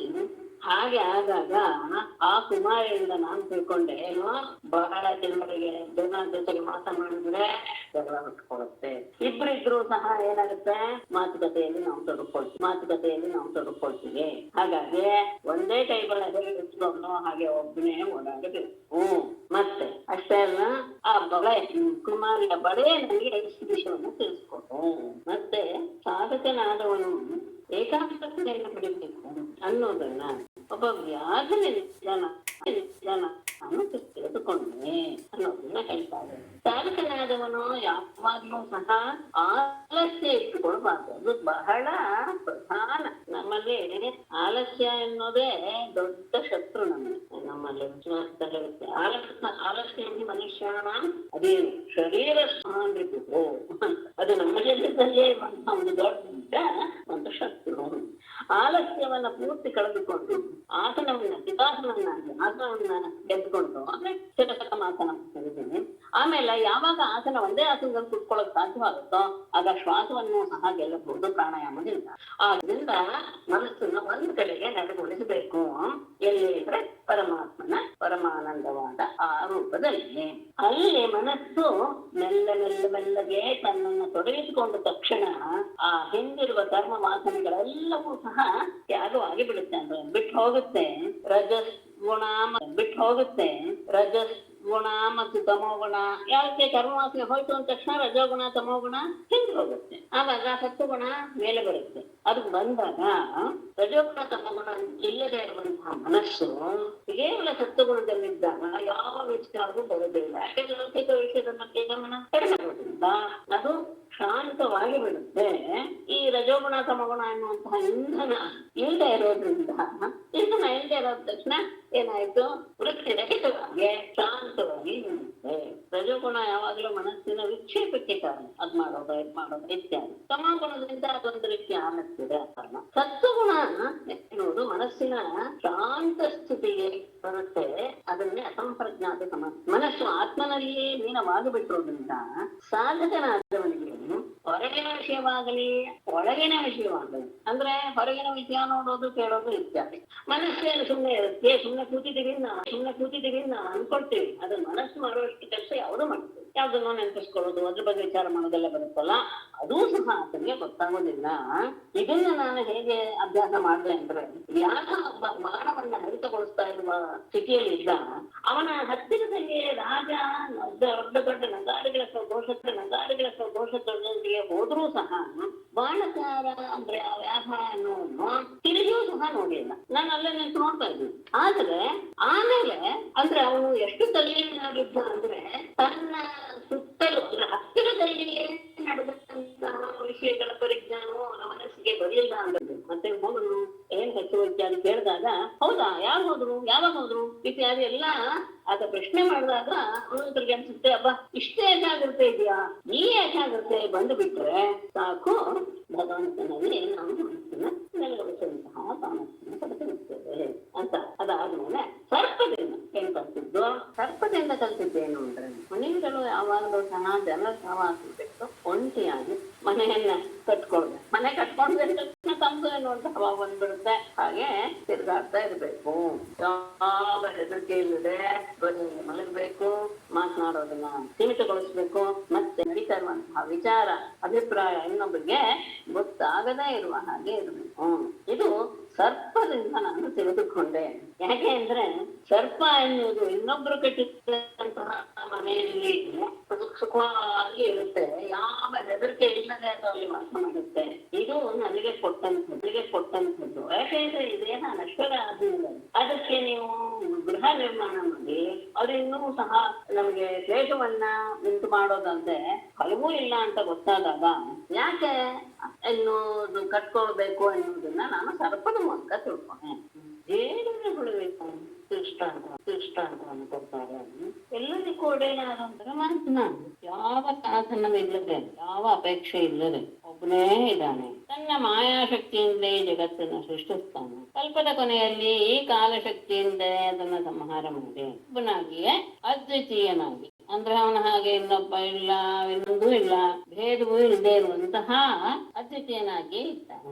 ಆತನ ಮಹಿಮೆಯಿಂದ ಇರುವ ಕಾಲವೂ ಸಹ ಸತ್ತರಜಸ್ತಮೋಗುಣಗಳೆಂಬ ಶಕ್ತಿಗಳನ್ನ ಆ ಕಾಲ ಎನ್ನುವುದು ಒಂದೇ ಸಾಮ್ಯಕ್ಕೆ ತಂದುಬಿಟ್ಟು ಗುಣಸಾಮ್ಯವಾದ ಮೇಲೆ ಆ ಪ್ರಧಾನಕ್ಕೂ ಆತನ ಆಶ್ರಯ, ಜೀವನಿಗೂ ಆತನೇ ಆಶ್ರಯ. ಇಂತಹ ಅಖಿಲಾಶ್ರಯನಾದಂತಹ ಆದಿಪುರುಷ ಪ್ರಳಯ ಕಾಲದಲ್ಲೇ ಎಲ್ಲಿದ್ದ ಆತ್ಮಾಧಾರನ ಆಗಿದ್ದ. ಆತ ಎಲ್ಲರಿಗಿಂತಲೂ ದೊಡ್ಡವರೆನಿಸಂತಹ ಬ್ರಹ್ಮಾದಿಗಳಿಗೂ ಉಳಿದವರು ಅವರದು ಎನಿಸ್ಕೊಂಡವರಂತಹ ಮುಕ್ತ ಜೀವರಿಗೂ ಸಹ ಅವನೇ ರಾಮಪ್ರಾಪ್ತಿ ಅಂದ್ರೆ ಯಾವನನ್ನು ಹೊಂದಬೇಕು ಅಂದ್ರೆ ಪರಮಾತ್ಮನ ಹೊಂದಬೇಕು.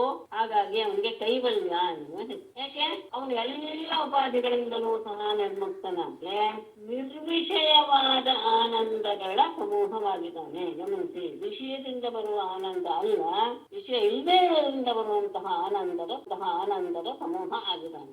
ಆ ಪರಮಾತ್ಮ ಕಲ್ಪದ ಆದಿಯಲ್ಲಿ ಈ ತ್ರಿಗುಣಾತ್ಮಕವಾದ ಮಾಯೆಯನ್ನ ಕೇವಲ ತನ್ನ ಶಕ್ತಿಯಾದ ಕಾಲದಿಂದಲೇ ಅದರಲ್ಲಿ ಕ್ಷೋಭೆಯನ್ನು ಉಂಟು ಮಾಡಿ ಆ ಸೂತ್ರವನ್ನ ಅಂದ್ರೆ ಕ್ರಿಯಾಶಕ್ತಿಗೆ ಪ್ರಧಾನವಾದಂತಹ ಮಹತ್ತತ್ವವನ್ನು ಸೃಷ್ಟಿ ಮಾಡ್ತಾನೆ. ಗುಣತ್ರಯದ ಕಾರ್ಯ ಪ್ರಧಾನವಾದ ಮಹತ್ತತ್ವ ಅದು ಎಲ್ಲ ಕಡೆಯಲ್ಲಿ ವ್ಯಾಪಿಸಿ ಆ ವಿಶ್ವವನ್ನ ಅಂದ್ರೆ ಅಹಂಕಾರ ಎನ್ನುವ ಅದರ ಮೂಲಕ ಈ ವಿಶ್ವವನ್ನ ಸೃಷ್ಟಿ. ಅಂದ್ರೆ ಈ ವಿಶ್ವ ಮಹತ್ತತ್ವದಲ್ಲಿ ಹೇಗೆ ಸೇರ್ಕೊಂಡ್ಬಿಟ್ಟಿದೆ, ಗೊತ್ತಾಗದೇ ಇರುವ ರೀತಿಯಲ್ಲಿ ಸೇರಿಕೊಂಡ್ಬಿಟ್ಟಿದೆ. ಅದು ಅದರೊಳಗೆ ಇದೆ ಅನ್ನೋದು ಗೊತ್ತಾಗದೇ ಇರುವ ಹಾಸುಹೊಕ್ಕಾರದ ಬಲೆಯಲ್ಲಿ ಸಿಕ್ಕಿ ಹಾಕಿಕೊಂಡಿದ್ದಾನೆ. ಹಾಗಾಗಿ ಮಹತ್ತತ್ವಕ್ಕೆ ಸೂತ್ರ ಎನ್ನುವಂತಹ ಶಬ್ದವನ್ನ ಇಲ್ಲಿ ಕೊಟ್ಟಿದ್ದಾರೆ ಅನ್ನೋದು ವಿಶೇಷ. ಅದು ಹೇಗೆ ಗೊತ್ತಾಗುತ್ತೆ ಅಂದ್ರೆ ಜೇಡರಹುಳು ತನ್ನ ಹೊಟ್ಟೆಯಿಂದಲೇ ಹೊರಬಂದಂತಹ ದಾರವನ್ನು ತನ್ನ ಬಾಯಿಯಿಂದ ತೆಗೆದು ಅದನ್ನೆಲ್ಲ ಕಡೆ ಹರಡಿ ಅದರಲ್ಲಿಯೇ ತಾನು ಒಂದಷ್ಟು ಓಡಾಡಿ ವಿಹಾರ ಮಾಡಿ ಆಮೇಲೆ ಅದನ್ನ ಹೇಗೆ ತನ್ನಲ್ಲಿಯೇ ಅಡಗಿಸ್ಕೊಂಡು ಬಿಡುತ್ತೋ ಹಾಗೆ ಮಹೇಶ್ವರನು ಸಹ ತನ್ನಿಂದಲೇ ಸೃಷ್ಟಿ ಮಾಡಿಸಿ ಅದರಲ್ಲಿ ಇತ್ತು ಆಮೇಲೆ ಅದನ್ನು ತನ್ನಲ್ಲಿ ಅಡಗಿಸ್ಕೊಂಡು ಬಿಡ್ತಾನೆ ಅಂತ ಆದಾಗ ಜೀವಿ ತನ್ನ ಪೂರ್ಣವಾದ ಮನಸ್ಸು ಅಂದ್ರೆ ಕೆಲವು ಸತಿ ಮನಸ್ಸು ಎರಡೆರಡು ಕಡೆನೂ ಓಡಾಡ್ತಾ ಇರುತ್ತೆ. ಹಾಗಲ್ಲ, ಮನಸ್ಸನ್ನ ಬುದ್ಧಿಪೂರ್ವಕವಾಗಿ ಒಂದೇ ವಸ್ತುವಿನಲ್ಲಿ ದೃಢವಾಗಿ ನಿಲ್ಲಿಸಬೇಕು. ಹಾಗೆ ಆದಾಗ ಸ್ನೇಹದಿಂದ ಆಗ್ಬೋದು, ದ್ವೇಷದಿಂದ ಆಗ್ಬೋದು, ಭಯದಿಂದ ಆಗ್ಬೋದು, ಮನಸ್ಸು ಎಲ್ಲಿ ಒಂದೇ ಕಡೆ ನಿಂತು ಬಿಡುತ್ತೋ ಆಗ ಆ ವಸ್ತುವಿನ ಸಾರೂಪ್ಯ ಆ ಜೀವಿಗೆ ಉಂಟಾಗಿದೆ ಅನ್ನೋದು ಆ ಭ್ರಮರದಿಂದ ನಾನು ತಿಳ್ಕೊಂಡೆ. ಆ ಭ್ರಮರದ ವ್ಯವಹಾರ ಕೀಟ ತನ್ನ ಆಹಾರಕ್ಕೋಸ್ಕರ ಅದನ್ನ ತಂದು ಇಡುತ್ತೆ. ಆ ಭಯದಿಂದ ಅದು ಇದು ಯಾವಾಗ ತಿಂದ್ಬಿಡುತ್ತೋ ನಾನು ಇದಕ್ಕೆ ಆಹಾರವಾಗ್ತೀನಿ ಎನ್ನುವ ರೀತಿಯಲ್ಲಿ ಪೂರ್ಣವಾಗಿ ಹಗಲಿಂದ ರಾತ್ರಿವರೆಗೂ ಅದನ್ನೇ ನೆನೆಸ್ತಾ ಹೋಗಿ ಪೂರ್ವದೇಹವನ್ನು ಬಿಟ್ಬಿಡುತ್ತಾ ಅಂದ್ರೆ ಪೂರ್ವದೇಹವನ್ನು ಬಿಡೋದಿಲ್ಲ, ಬಿಡದೇನೆ ಭ್ರಮರದ ಸಾರೂಪ್ಯವನ್ನು ಪಡೆದು ಬಿಡುತ್ತೆ ಅಂತ. ಆಗಾಗ ದೇಹದಲ್ಲಿ ಈ ರೀತಿಯಾದಂತಹ ಅನ್ಯ ಸಾರೂಪ್ಯ ಬರುತ್ತೆ ಅಂತ ಆದ್ರೆ ದೇಹಾಂತರದಲ್ಲಿ ಬರುತ್ತೆ ಅಂತ ಮತ್ತೆ ವಿಶೇಷವಾಗಿ ಹೇಳುವ ಅವಶ್ಯಕತೆ ಇಲ್ಲ. ಈ ರೀತಿಯಾಗಿ ನಾನು ಈ ನನ್ನ ಗುರುಗಳಿಂದ ನನ್ನ ಬುದ್ಧಿಗೆ ಶಿಕ್ಷಣವನ್ನ ಕೊಟ್ಟಿದ್ದೇನೆ. ನನ್ನ ದೇಹದಿಂದ ಕಲಿತಂತಹ ಪಾಠ ಏನು ಅನ್ನೋದನ್ನ ಗಾಯಾತ್ಮಜಾರ್ಥ ಪಶುಭೃತ್ಯ ಗೃಹಾಪ್ತವರ್ತಾನ್ ಉಷ್ಣಾತಿ ಪ್ರಿಯಚಿಕೇಶಯ ವಿಕನ್ನನ್ ಸ್ವಾಂತೆ ಸಕೃಚ್ಛಂ ಅವರುದ್ಧನಃ ದೇಹ ಸೃಷ್ಟ್ವಾಸ್ಯ ಬೀಜಂ ಅವತೀದತಿ ವೃಕ್ಷಧರ್ಮ. ಹೇಗೆ ಮಾಡುವ ಪ್ರಯತ್ನದಲ್ಲಿ ದುಃಖದಲ್ಲಿಯೇ ಕೊನೆಗೊಳ್ಳುತ್ತೆ ಅಂದ್ರೆ ಯತ್ ಪ್ರಿಯಚಿಕೇಶಯ ಜಾಯಾತ್ಮಜಾರ್ಥ ಪಶುಭೃತ್ಯ ಗೃಹಾಪ್ತವರ್ಗಾನು ವಿಕನ್ವನ್ನು ಸಕೃಚ್ಛಂ ಉಷ್ಣಾತಿ ಸಹ ದೇಹ ಸ್ವಾಂತೆ ಉಷ್ಣಾತಿ ವೃಕ್ಷಧರ್ಮ ಸಹ ಅಲ್ಲತ್ತವ ವೃಕ್ಷಧರ್ಮ ದೇಹ ಸ್ವಾಂತೆ ಅಸ್ಯ ಬೀಜಂ ದೃಷ್ಟ್ವಾ ಅವತೀತತಿ. ಈ ದೇಹ ಇನ್ನೇನ್ ಕೆಲಸ ಮಾಡುತ್ತೆ? ಯತ್ ಪ್ರಿಯಚಿಕೀರ್ಷಯ, ಯಾವ ಈ ದೇಹಕ್ಕೆ ಹಿತವನ್ನ ಉಂಟು ಮಾಡಬೇಕು ಎನ್ನುವ ಉದ್ದೇಶದಿಂದ ಹೆಂಡತಿ ಮಕ್ಕಳಿಗೆಲ್ಲೂ ಸಹ ನನ್ನ ದೇಹಕ್ಕೆ ಹಿತವನ್ನು ಉಂಟು ಮಾಡುತ್ತೆ ಎನ್ನುವ ಭಾವನೆಯಿಂದ ಜಾಯ ಆತ್ಮಜ ಅರ್ಥ ಪಶುಭೃತ್ಯ ಗೃಹ ಆಪ್ತವರ್ಗಾನ್. ಈ ಮಕ್ಕಳು, ಹಣ, ಪಶುಗಳು, ಸೇವಕರು, ಮನೆ, ಬಂಧು ಬಳಗ ಇವೆಲ್ಲರದನ್ನು ಸಹ ಹಿತನ್ವನ್ನ ಬೆಳೆಸ್ತಾ ಒಂದಾದ್ಮೇಲೆ ಎಲ್ಲರನ್ನೂ ಸಹ ತಮ್ಮವರು ಅಂತ ನಾನು ಸೇರಿಸ್ಕೊಂಡು ಅದನ್ನೆಲ್ಲ ಬೆಳೆಸ್ತಾ ಹೇಗೆ ಸಕೃಚ್ಛಂ ಬಹಳ ಕಷ್ಟದಿಂದ ಅವರುದ್ಧದನಃ ಆ ಹಣವನ್ನ ಕೂಡಿ ಹಾಕಿ ಉಷ್ಣಾತಿ ಅದನ್ನ ಚೆನ್ನಾಗಿ ಬೆಳೆಸ್ತೆ. ಕೊನೆಗೆ ವೃಕ್ಷದ ರೀತಿಯಲ್ಲಿ ಸಹ ದೇಹ ಆ ದೇಹವು ಸ್ವಾಂತೆ ತನ್ನ ಅಂತ್ಯಕಾಲ ಬಂದಾಗ ಅಸ್ಯ ಈ ಜೀವನಿಗೆ ಬೀಜಂ ಸೃಷ್ಟ ಇನ್ನೊಂದು ದೇಹ ಬರಲಿ ಎನ್ನುವ ಉದ್ದೇಶದಿಂದ ಬೀಜವನ್ನು ಸಹ ಸೃಷ್ಟಿಸಿ ಅವತೀತತಿ ನಾಶವಾದ ಆಗ್ಬೇಕು ಅನ್ನೋ ದೃಷ್ಟಿಯಿಂದ ಎಲ್ಲವನ್ನು ಬಳಸ್ತಾನೆ.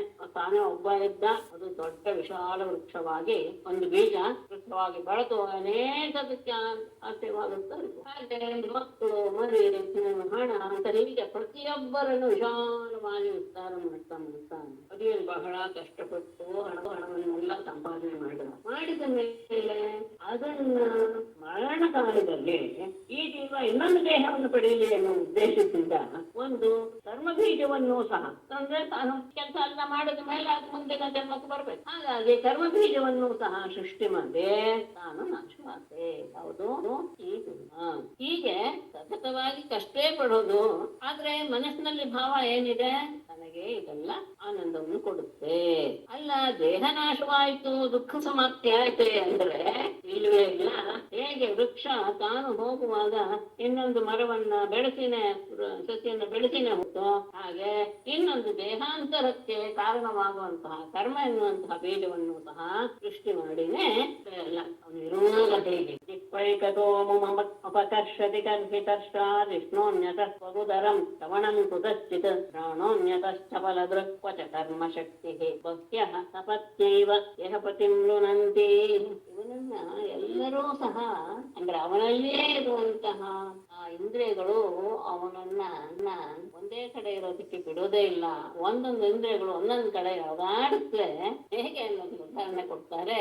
ಅನೇಕ ಜನ ಪತ್ನಿಯರನ್ನ ಕೊಂಡಂತಹ ವ್ಯಕ್ತಿಯ ಸ್ಥಿತಿ ಏನಾಗುತ್ತೋ, ಒಬ್ಬೊಬ್ಬಳು ಒಂದೊಂದು ರೀತಿಯಾಗಿ ಆತನನ್ನ ಉಪಯೋಗಿಸ್ಕೊತಾಳೆ. ಹಾಗೆ ಇವನು ಸಹ ಒಳ್ಳೇದ್ ಮಾಡಕ್ಕೆ ಹೋಗಿ ಹೋಗಿ ಹೋಗಿ ಕಷ್ಟಕೊಳ್ತಾನೆ. ಆ ರೀತಿಯಾಗಿ ಅದೇ ಏನಾಗಿ ಜಿಹ್ವಾ ಏಕತಃ ತರ್ಹಿ ದರ್ಶ ಜಿಹ್ವಾ ಅನ್ಯತಃ ಅಪಕರ್ಷತಿ ಸ್ವಕ್ ಉದರಂ ಶ್ರವಣಂ ಕುತಶ್ಚಿತ್ ಗ್ರಾಣಃ ಅನ್ಯತಃ ಚಪಲದೃಕ್ ಕ್ವಚ ಕರ್ಮಶಕ್ತಿ ಭಕ್ತ್ಯ ಸಪತ್ನ್ಯಃ ಗೇಹಪತಿಂ ಇವ ಬದುಕಿರುವಾಗ, ಅಂದ್ರೆ ಸಾಯುವಾಗ ಇನ್ನೊಂದು ಜೀವನಕ್ಕೆ, ಇನ್ನೊಂದು ದೇಹಕ್ಕೆ ಏನೇನ್ ಬೇಕೋ ಎಲ್ಲವನ್ನು ಮಾಡೇ ಹೋಗ್ತಾನೆ ಅಂತ. ಇಲ್ಲಿ ಬದುಕಿರುವಾಗ ಏನು ಹೇಗಿರ್ತಾನೆ ಈ ಮನುಷ್ಯನನ್ನ ಜಿಹ್ವ ಅವನ ನಾಲಿಗೆಯು ಎಲ್ಲ ಕಡೆ ಅಪಕರ್ಷತೆ ಅನ್ನೋದನ್ನ ತಗೊಂಡ್ರೆ ಒಳ್ಳೇದು, ಬೇಗ ಏಕತಃ ಅಪಕರ್ಷತೆ ಒಂದ್ ಕಡೆ ಎಳೆಯುತ್ತೆ. ಅಂದ್ರೆ ಅವನ ನಾಲಿಗೆ ಅದು ಬೇಕು ಇದು ಬೇಕು ಅದು ತಿನ್ಬೇಕು ಇದು ತಿನ್ಬೇಕು ಅನ್ನುವಂತಹ ಮನಸ್ಸಿನಲ್ಲಿ ಭಾವ ಉಂಟಾಗೋಕೆ ಕಾರಣ. ಆ ಕರ್ಹಿ ಕೆಲವು ಸತಿ ತರ್ಷ ಬಾಯಾರಿಕೆ, ನೀರ್ ಬೇಕು ಅಂತ ಅನ್ಸುತ್ತೆ. ಕೃಷ್ಣ ಅನ್ಯತಃ ಆತನ ಲೈಂಗಿಕ ವಿಷಯ ಬೇರೆ ಕಡೆಗೆ ಇಳಿತಾ ಇದೆ. ಹಾಗೆಯೇ ವಕ್ ಅವನ ಶರೀರ ಸುಖವನ್ನ, ಅಂದ್ರೆ ಸುಖವಾದ ಸ್ಪರ್ಶ ಬೇಕು ಅಂತ ಅದನ್ನ ಅಪೇಕ್ಷೆ ಪಡುತ್ತೆ. ಹಾಗೇನೆ ಉದರಂ ಹೊಟ್ಟೆ, ಅದು ಒಂದು ರೀತಿಯಾದಂತಹ ಅಪೇಕ್ಷೆ ಪಡುತ್ತೆ. ಕೆಲವು ಕಡೆ ಶ್ರವಣಂ ಕಿವಿ ಎನ್ನುವುದು ಕುತಶ್ಚಿತ್ ಬೇರೆ ಕಡೆ ಹೇಳ್ಕೊಂಡು ಹೋಗುತ್ತೆ. ಪ್ರಾಣಃ ಮೂಗು ಇನ್ನೆಲ್ಲೋ ಸುಗಂಧ ಇದೆ ಅಂತ ಅನ್ಯತಃ ಅದು ಬೇರೆ ಕಡೆ ಹೇಳ್ಕೊಂಡು ಹೋಗುತ್ತೆ. ಹಾಗೇನೆ ಚಪಲ ದೃಕ್ ಸೃಷ್ಟಿಯಂತೂ ಎಲ್ಲೆಲ್ಲೆಲ್ಲಿ ರೂಪ ಕಾಣುತ್ತೋ ಅದೆಲ್ಲವನ್ನು ನೋಡ್ಬೇಕು ಅನ್ನುವಂತಹ ಭಾವನೆ ಅದು ಹೊಂದಿರುತ್ತೆ. ಹೀಗೆ ವಚ ಕರ್ಮಶಕ್ತಿ ಕೆಲವಡೆ ತನ್ನ ವಿಷಯಗಳನ್ನು ಕುರಿತು ಆ ಕರ್ಮದ ಶಕ್ತಿಯು ಏನಾಗುತ್ತೆ. ಬಹ್ಯಃ ಸಪತ್ನ್ಯಃ ಗೇಹಪತಿ ಅನೇಕ ಜನ ಸಪತಿಯರು ಅಥವಾ ಪತ್ನಿಯರು ಇರುವಂತಹ ಅವರು ಪತ್ನಿಯರು ಗೇಹಪತಿ ಆ ಮನೆ ಒಡೆಯನನ್ನ ಹೇಗೆ ಎಳೆದಾಡ್ತಾರೋ ಹಾಗೆ ಇವನಂತೆ ಎಳೆದಾಡುತ್ತೆ. ಒಬ್ಬ ವ್ಯಕ್ತಿಗೆ ಅನೇಕ ಜನ ಪತ್ನಿಯರಿದ್ದರೆ ಹೇಗೆ ಅವನು ಸಮಾಧಾನವಾಗಿ ಒಂದು ದಿವಸ ಇರೋದಕ್ಕೆ ಸಾಧ್ಯವಿಲ್ಲವೋ, ಒಬ್ಬೊಬ್ಬರು ಒಂದೊಂದು ರೀತಿಯಾಗಿ ಅವನನ್ನ ಆಟ ಆಡಿಸ್ತಾರೋ, ಹಾಗೆಯೇ ಅವನಲ್ಲಿಯೇ ಇರುವಂತಹ ಇಂದ್ರಿಯಗಳು ಅವನನ್ನ ಒಂದೊಂದು ಕಡೆ ಎಳೆದಾಡುತ್ತೆ. ಎಲ್ಲೂ ಸಹ ಅವನಿಗೆ ಒಂದೊಂದು ರೀತಿಯಾದಂತಹ ಆಸೆಯನ್ನು ಪ್ರಕಟಪಡಿಸುತ್ತೆ. ಅದನ್ನ ಪೂರೈಸಿಕೊಳ್ಳೋದಕ್ಕೆ ಅವನು ಒದ್ದಾಡ್ಬೇಕಾಗುತ್ತೆ. ನೆಮ್ಮದಿಯಾಗಿ ಯಾವತ್ತೂ ಇರೋದಕ್ಕೆ ತಪ್ಪುದಿಲ್ಲ. ಹಾಗಾಗಿ ಇದು ದೇಹ ಎನ್ನುವುದು ಪರಮಾತ್ಮನ ಒಂದು ಸೃಷ್ಟಿ. ಸೃಷ್ಟ್ವಾ ಪುರಾಣಿ ವಿವಿಧಾನಿ ಅಜಯ ಆತ್ಮಶಕ್ತ್ಯ ವೃಕ್ಷಾನ್ ಸರೀಸು ಪಶೂನ್ ಖಗದಂ ಶಮಸ್ನಾನ ತೈಸ್ತೈರತುಷ್ಟ ಹೃದಯ ಪುರುಷಂ ವಿಧಾಯ ಬ್ರಹ್ಮಾವಲೋಕದಿಷಣಂ ಮುದಮಾಪ ದೇವಃ. ಈ ದೇಹವೇ ನನಗೆ ಗುರು ಎನ್ನುವುದನ್ನ ವಿರಕ್ತಿಗೆ ಮತ್ತು ವಿವೇಕಕ್ಕೆ ಕಾರಣೀಭೂತವಾಗಿದೆ ಅನ್ನೋದನ್ನ ಈ ರೀತಿಯಾದಂತಹ ವ್ಯವಹಾರಗಳಿಂದ ತಿಳಿಸಿ ಆಯ್ತು. ಅಂದ್ರೆ ದೇಹವನ್ನ ನಾವು ಹೆಚ್ಚು ಅದಕ್ಕೆ ಒದ್ದಾಡಬಾರದು. ಆದ್ರೆ ಈ ದೇಹ ಎನ್ನುವುದು ಬಹಳ ಪ್ರಧಾನ. ಯಾಕೆ ಅಂದ್ರೆ ಈ ದೇಹ ಎನ್ನುವುದು ಅಂದ್ರೆ ಮನುಷ್ಯ ದೇಹ ಎನ್ನುವುದು ದುರ್ಲಭ. ಯಾಕೆ ಅಂದ್ರೆ ಸೃಷ್ಟಿ ಮಾಡಿದಂತಹ ಈಶ್ವರನಿಗೂ ಸಹ ಈ ಮನುಷ್ಯನ ದೇಹವನ್ನು ಸೃಷ್ಟಿ ಮಾಡಿದ ಮೇಲೆ ಬಹಳ ಆನಂದವಾಗುತ್ತಂತೆ ಅಂತ ಹೇಳ್ತಾರೆ. ಆತ್ಮಶಕ್ತಿಯ ಅಜಯ ವಿವಿಧಾನೇ ಪುರಾಣೇ ಸೃಷ್ಟ್ವಾನ್ ವೃಕ್ಷಾನ್ ಸರ್ವೇಸೃಪ ಪಶೂನ್ ಖಗದಂಶ ಮತ್ಸ್ಯಾನ್ ಸೃಷ್ಟ್ವಾ ಅಂತ ತೈಹಿ ಅತುಷ್ಟ ಹೃದಯ ಬ್ರಹ್ಮಾವಲೋಕದಿಷಣಂ ಪುರುಷಂ ವಿಧಾಯ ಮುದಂ ಯಾಕೆ ಮನುಷ್ಯನ ಶರೀರವನ್ನು ಇಷ್ಟ ಆಯ್ತು ಅನ್ನೋದನ್ನ ಕೊಟ್ಟು ಹೇಳ್ತಾ ಇದ್ದಾರೆ. ಆತ್ಮಶಕ್ತಿ ತನ್ನದೇ ಆತ್ಮಶಕ್ತಿಯಾದ ಅಜಯ ಮಾಯೆಯಿಂದ ವಿವಿಧಾನಿ ಅನೇಕ ರೀತಿಯ ಪುರಾಣಿ ಶರೀರಗಳನ್ನ ಸೃಷ್ಟಿ ಮಾಡಿ ಎಂಥದ್ದು ವೃಕ್ಷಾನು ಸರೀಸೃಪಾನು ವೃಕ್ಷಗಳು ಸರೀಸೃಪ ಅಂದ್ರೆ ಹರಿದಾಡುವಂತಹ ಹಾವು ಮಲ್ಲಾದುಗಳು, ಆಮೇಲೆ ಪಶು ಪಕ್ಷಿಗಳು, ದಂಶ ಅಂದ್ರೆ ಕಚ್ಚುವ ಸ್ವಭಾವ ಇರುವಂತಹ ಕೀಟಗಳು, ಮತ್ಸ್ಯಗಳನ್ನೆಲ್ಲ ಸೃಷ್ಟಿಸಿ ದೇವ ಪರಮಾತ್ಮನು ತೈಹಿ ಆ ಸೃಷ್ಟಿಗಳಿಂದ ಅದೃಷ್ಟ ಹೃದಯ ಮನಸ್ಸಿಗೆ ಏನಾದರೂ ಆನಂದ ಅನ್ನೋದು ಸಿಗ್ಲಿಲ್ಲ. ಇದೆ ಇರುವಾಗ ಬ್ರಹ್ಮಾವಲೋಕನ ಸೃಷ್ಟಿಸಿ ಮುದಂ ಸಂತೋಷ ಪಟ್ಟು ಬಿಟ್ಟು ತನ್ನ ಶಕ್ತಿಯಾದ ಮಾಯೆಯಿಂದ ಅನೇಕ ಲೆಕ್ಕಕ್ಕೆ ಶರೀರಗಳನ್ನ ಸೃಷ್ಟಿ ಮಾಡಿದ. ಎಲ್ಲೇ ಮನುಷ್ಯನನ್ನು ಸೃಷ್ಟಿ ಮಾಡ್ತಾ ಏನೇನು ತೊಂದರೆ ಆಯ್ತು ಎಲ್ಲವನ್ನು ನಾವು ಗಮನಿಸಿದ್ದೇವೆ. ಸೃಷ್ಟಿ ಮಾಡಿದ ಎಲ್ಲವನ್ನೂ ಸೃಷ್ಟಿ ಮಾಡಿ ಯಾಕೋ ಯಾವುದೂ ಸಹ ಸರಿಯಾದ ಸೃಷ್ಟಿ ಅಂತ ಅವನ ಮನಸ್ಸಿಗೆ ಸಮಾಧಾನವನ್ನು ಕೊಡದೇ ಇದ್ದಾಗ ಕೊನೆಯಲ್ಲಿ ಅವನಿಗೆ ಈ ಮನುಷ್ಯನ ಸೃಷ್ಟಿ ಮಾಡಿದ ಎಂತ ಬ್ರಹ್ಮನ ದರ್ಶನವನ್ನು ಮಾಡುವುದಕ್ಕೆ ಸಾಮರ್ಥ್ಯ ಇರುವಂತಹ ಅಷ್ಟು ಬುದ್ಧಿ ಇರುವಂತಹ ಪುರುಷನ ಸೃಷ್ಟಿಯನ್ನು ಮಾಡಿ ಆನಂದವನ್ನು ಪಟ್ಟಿರುತ್ತಾನೆ. ಹಾಗಾಗಿ ದೇಹ ಯಾವ್ದಾವುದಕ್ಕೂ ಉಪಯೋಗಿಸ್ಕೊಳ್ಬೇಡಿ ಅಂತ ಮುಂದೆ ಹೇಳ್ತಾರೆ. ಲಬ್ಧಾತು ದುರ್ಲಭಮಿದಂ ಬಹು ಸಂಭವಾಂತ ವಿಷಯ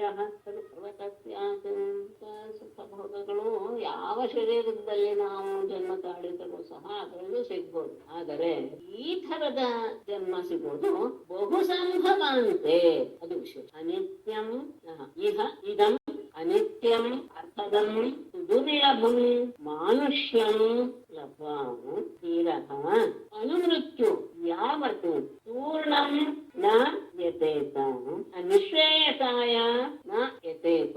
ಅಥವಾ ಸ್ವಲ್ಪ ಬದಲಾವಣೆ ಯಾವತ್ ಅನುಮೃತ್ಯು ಯಾವತ್ ಪೂರ್ಣಂ ನ ಪತೇತ್ ನಿಶ್ರೇಯಸಾವತ್ ನಿಶ್ರೇಯಸಾಯ ನ ಯತೇತ ವಿಷಯ ಸರ್ವತಃ ಸ್ಯಾತ್.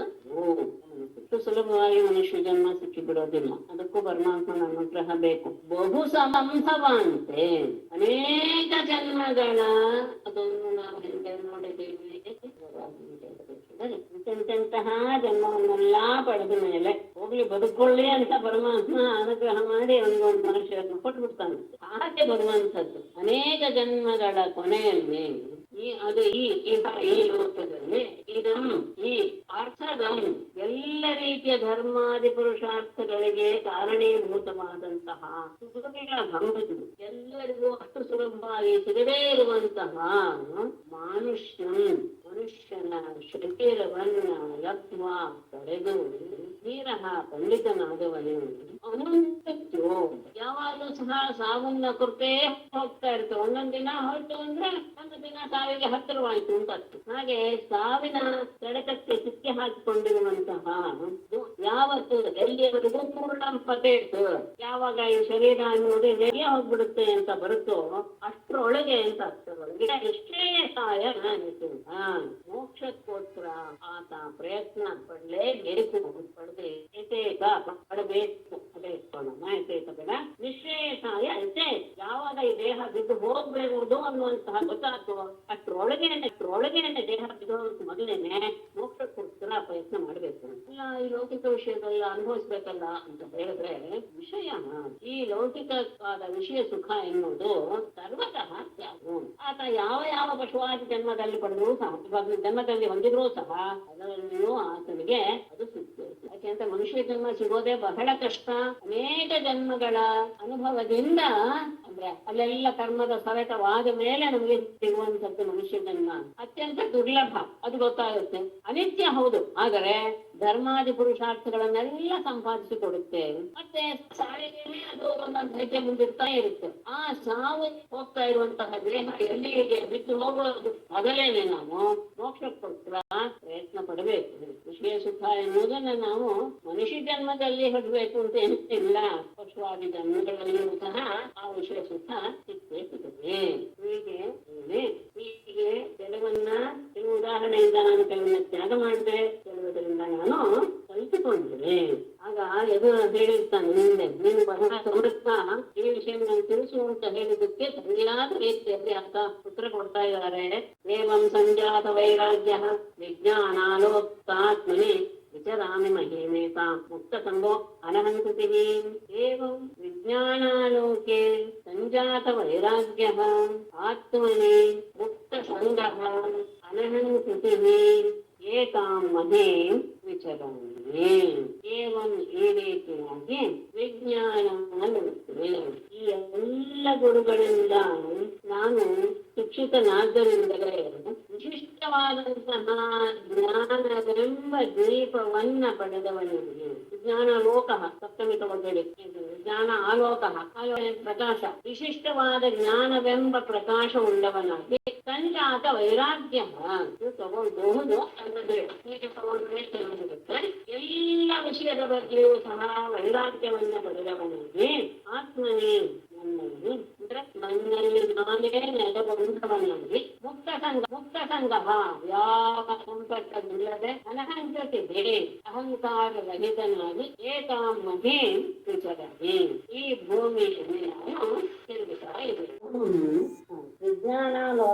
ವಿಜ್ಞಾನಾಲೋಕೆ ಅನ್ನೋದು ಆಗತ್ತೆ, ಆವಾಗ ಆತ್ಮನಿಗೆ ವಿಶೇಷಣ ಆಗುತ್ತೆ. ಇದು ನಾನು ಇದನ್ನ ತಗೊಂಡೆ, ಪ್ರಥಮನೇ ತಗೊಂಡ್ರೆ ಸಂಜಾತ ವೈರಾಗ್ಯ ಅಂದ್ರೆ ಅದಕ್ಕೆ ವಿಶೇಷಣ, ಅವರಿಗೆ ಅವಧೂತರಿಗೆ ವಿಶೇಷಣ ಮಾಡಿದ್ದೇನೆ.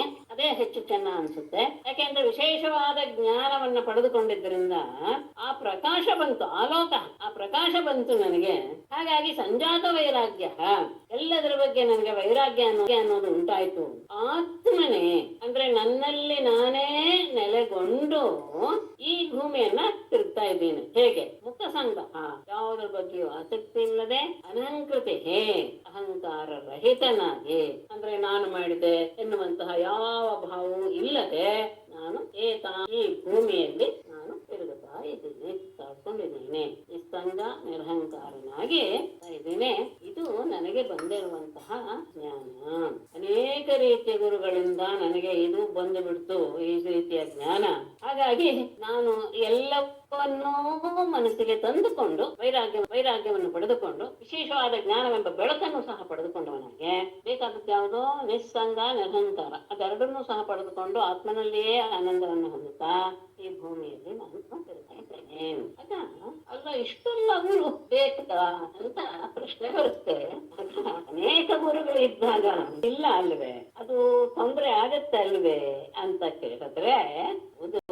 ಆದರೆ ಲೋಕದಲ್ಲಿ ಹೇಗೆ ನಡ್ಕೊಳ್ಬೇಕು ಎನ್ನುವುದಕ್ಕೆ ಅನೇಕ ಗುರುಗಳು ಬೇಕಾಗ್ತಾರೆ. ಆದ್ರೆ ಜ್ಞಾನವನ್ನು ಕೊಡುವುದಕ್ಕೆ ಮಾತ್ರ ಒಬ್ಬನೇ ಗುರು ಅನ್ನೋದನ್ನ ಮುಂದೆ ಹೇಳ್ತಾರೆ. ಅದನ್ನ ಹೇಳ್ತಾರೆ, ನಹೇ ಕಸ್ಮಾತ್ ಗುರೋ ಜ್ಞಾನಂ ಸುಸ್ಥಿರಂ ಸ್ಯಾತ್ ಸುಪುಷ್ಕಲಂ ಬ್ರಹ್ಮೈತದ್ವಿತೀಯಂ ವೈ ಗೀಯತೆ ಬಹುಧಾ ಋಷಿಭಿಃ.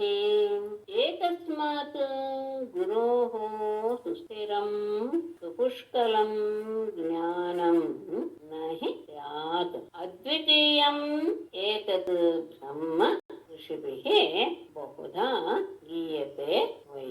ಪರಬ್ರಹ್ಮ ವಸ್ತುವನ್ನ ತಿಳಿಸ್ಕೊಡೋದಕ್ಕೆ ಮಾತ್ರ, ಪರಮಾರ್ಥವನ್ನು ತಿಳಿಸ್ಕೊಡೋದಕ್ಕೆ, ರಹಸ್ಯವನ್ನು ತಿಳಿಸ್ಕೊಡೋದಕ್ಕೆ ಒಬ್ಬನೇ ಗುರು. ಆದರೆ ಈ ರೀತಿಯಾದಂತಹ ಗುರುಗಳು ಹೇಳಿದ್ವಲ್ಲ, ಲೋಕದಲ್ಲಿ ಬೇಕಾದಂತಹ ಗುರುಗಳು, ಅವರಲ್ಲಿ ಒಬ್ಬರನ್ನೇ ಆಶ್ರಯಿಸ್ಬೋದಲ್ಲ, ಎಲ್ಲದಕ್ಕೂ ಲೌಕಿಕಕ್ಕೂ ಆಗ್ಬೋದು, ಇದಕ್ಕೂ ಪಾರಮಾರ್ಥಿಕಕ್ಕೂ ಆಗ್ಬೋದು ಅಂತ ಹೇಳಿದ್ರೆ ಏಕಸ್ಮಾತ್ ಗುರು, ಒಬ್ಬ ಒಬ್ಬ ಗುರುವಿನಿಂದ ಸುಸ್ಥಿರಂ ಸ್ಥಿರವಾದ ಮತ್ತು ಸುಪುಷ್ಕಲಂ ಬಹಳ ವಿಚಾರಗಳುಳ್ಳಂತಹ ಜ್ಞಾನವು ಬರೋದಕ್ಕೆ ಸಾಧ್ಯ. ಅಂದ್ರೆ ಈ ರೀತಿ ಆಗದಂತಹ, ಅಂದ್ರೆ ನಾವು ಪರಮಾರ್ಥವನ್ನು ತಿಳಿದುಕೊಳ್ಳೋಕೆ ಮೊದಲು ನಾವು ಹೇಗಿರ್ಬೇಕು ಅನ್ನೋದನ್ನ ತಿಳಿಬೇಕಾದ್ರೆ ಅದು ಒಬ್ಬ ಗುರು ನಮ್ಗೆ ಎಲ್ಲ ರೀತಿಯದನ್ನ ತಿಳಿಸ್ಕೊಡಕ್ಕೆ ಸಾಧ್ಯವಿಲ್ಲ.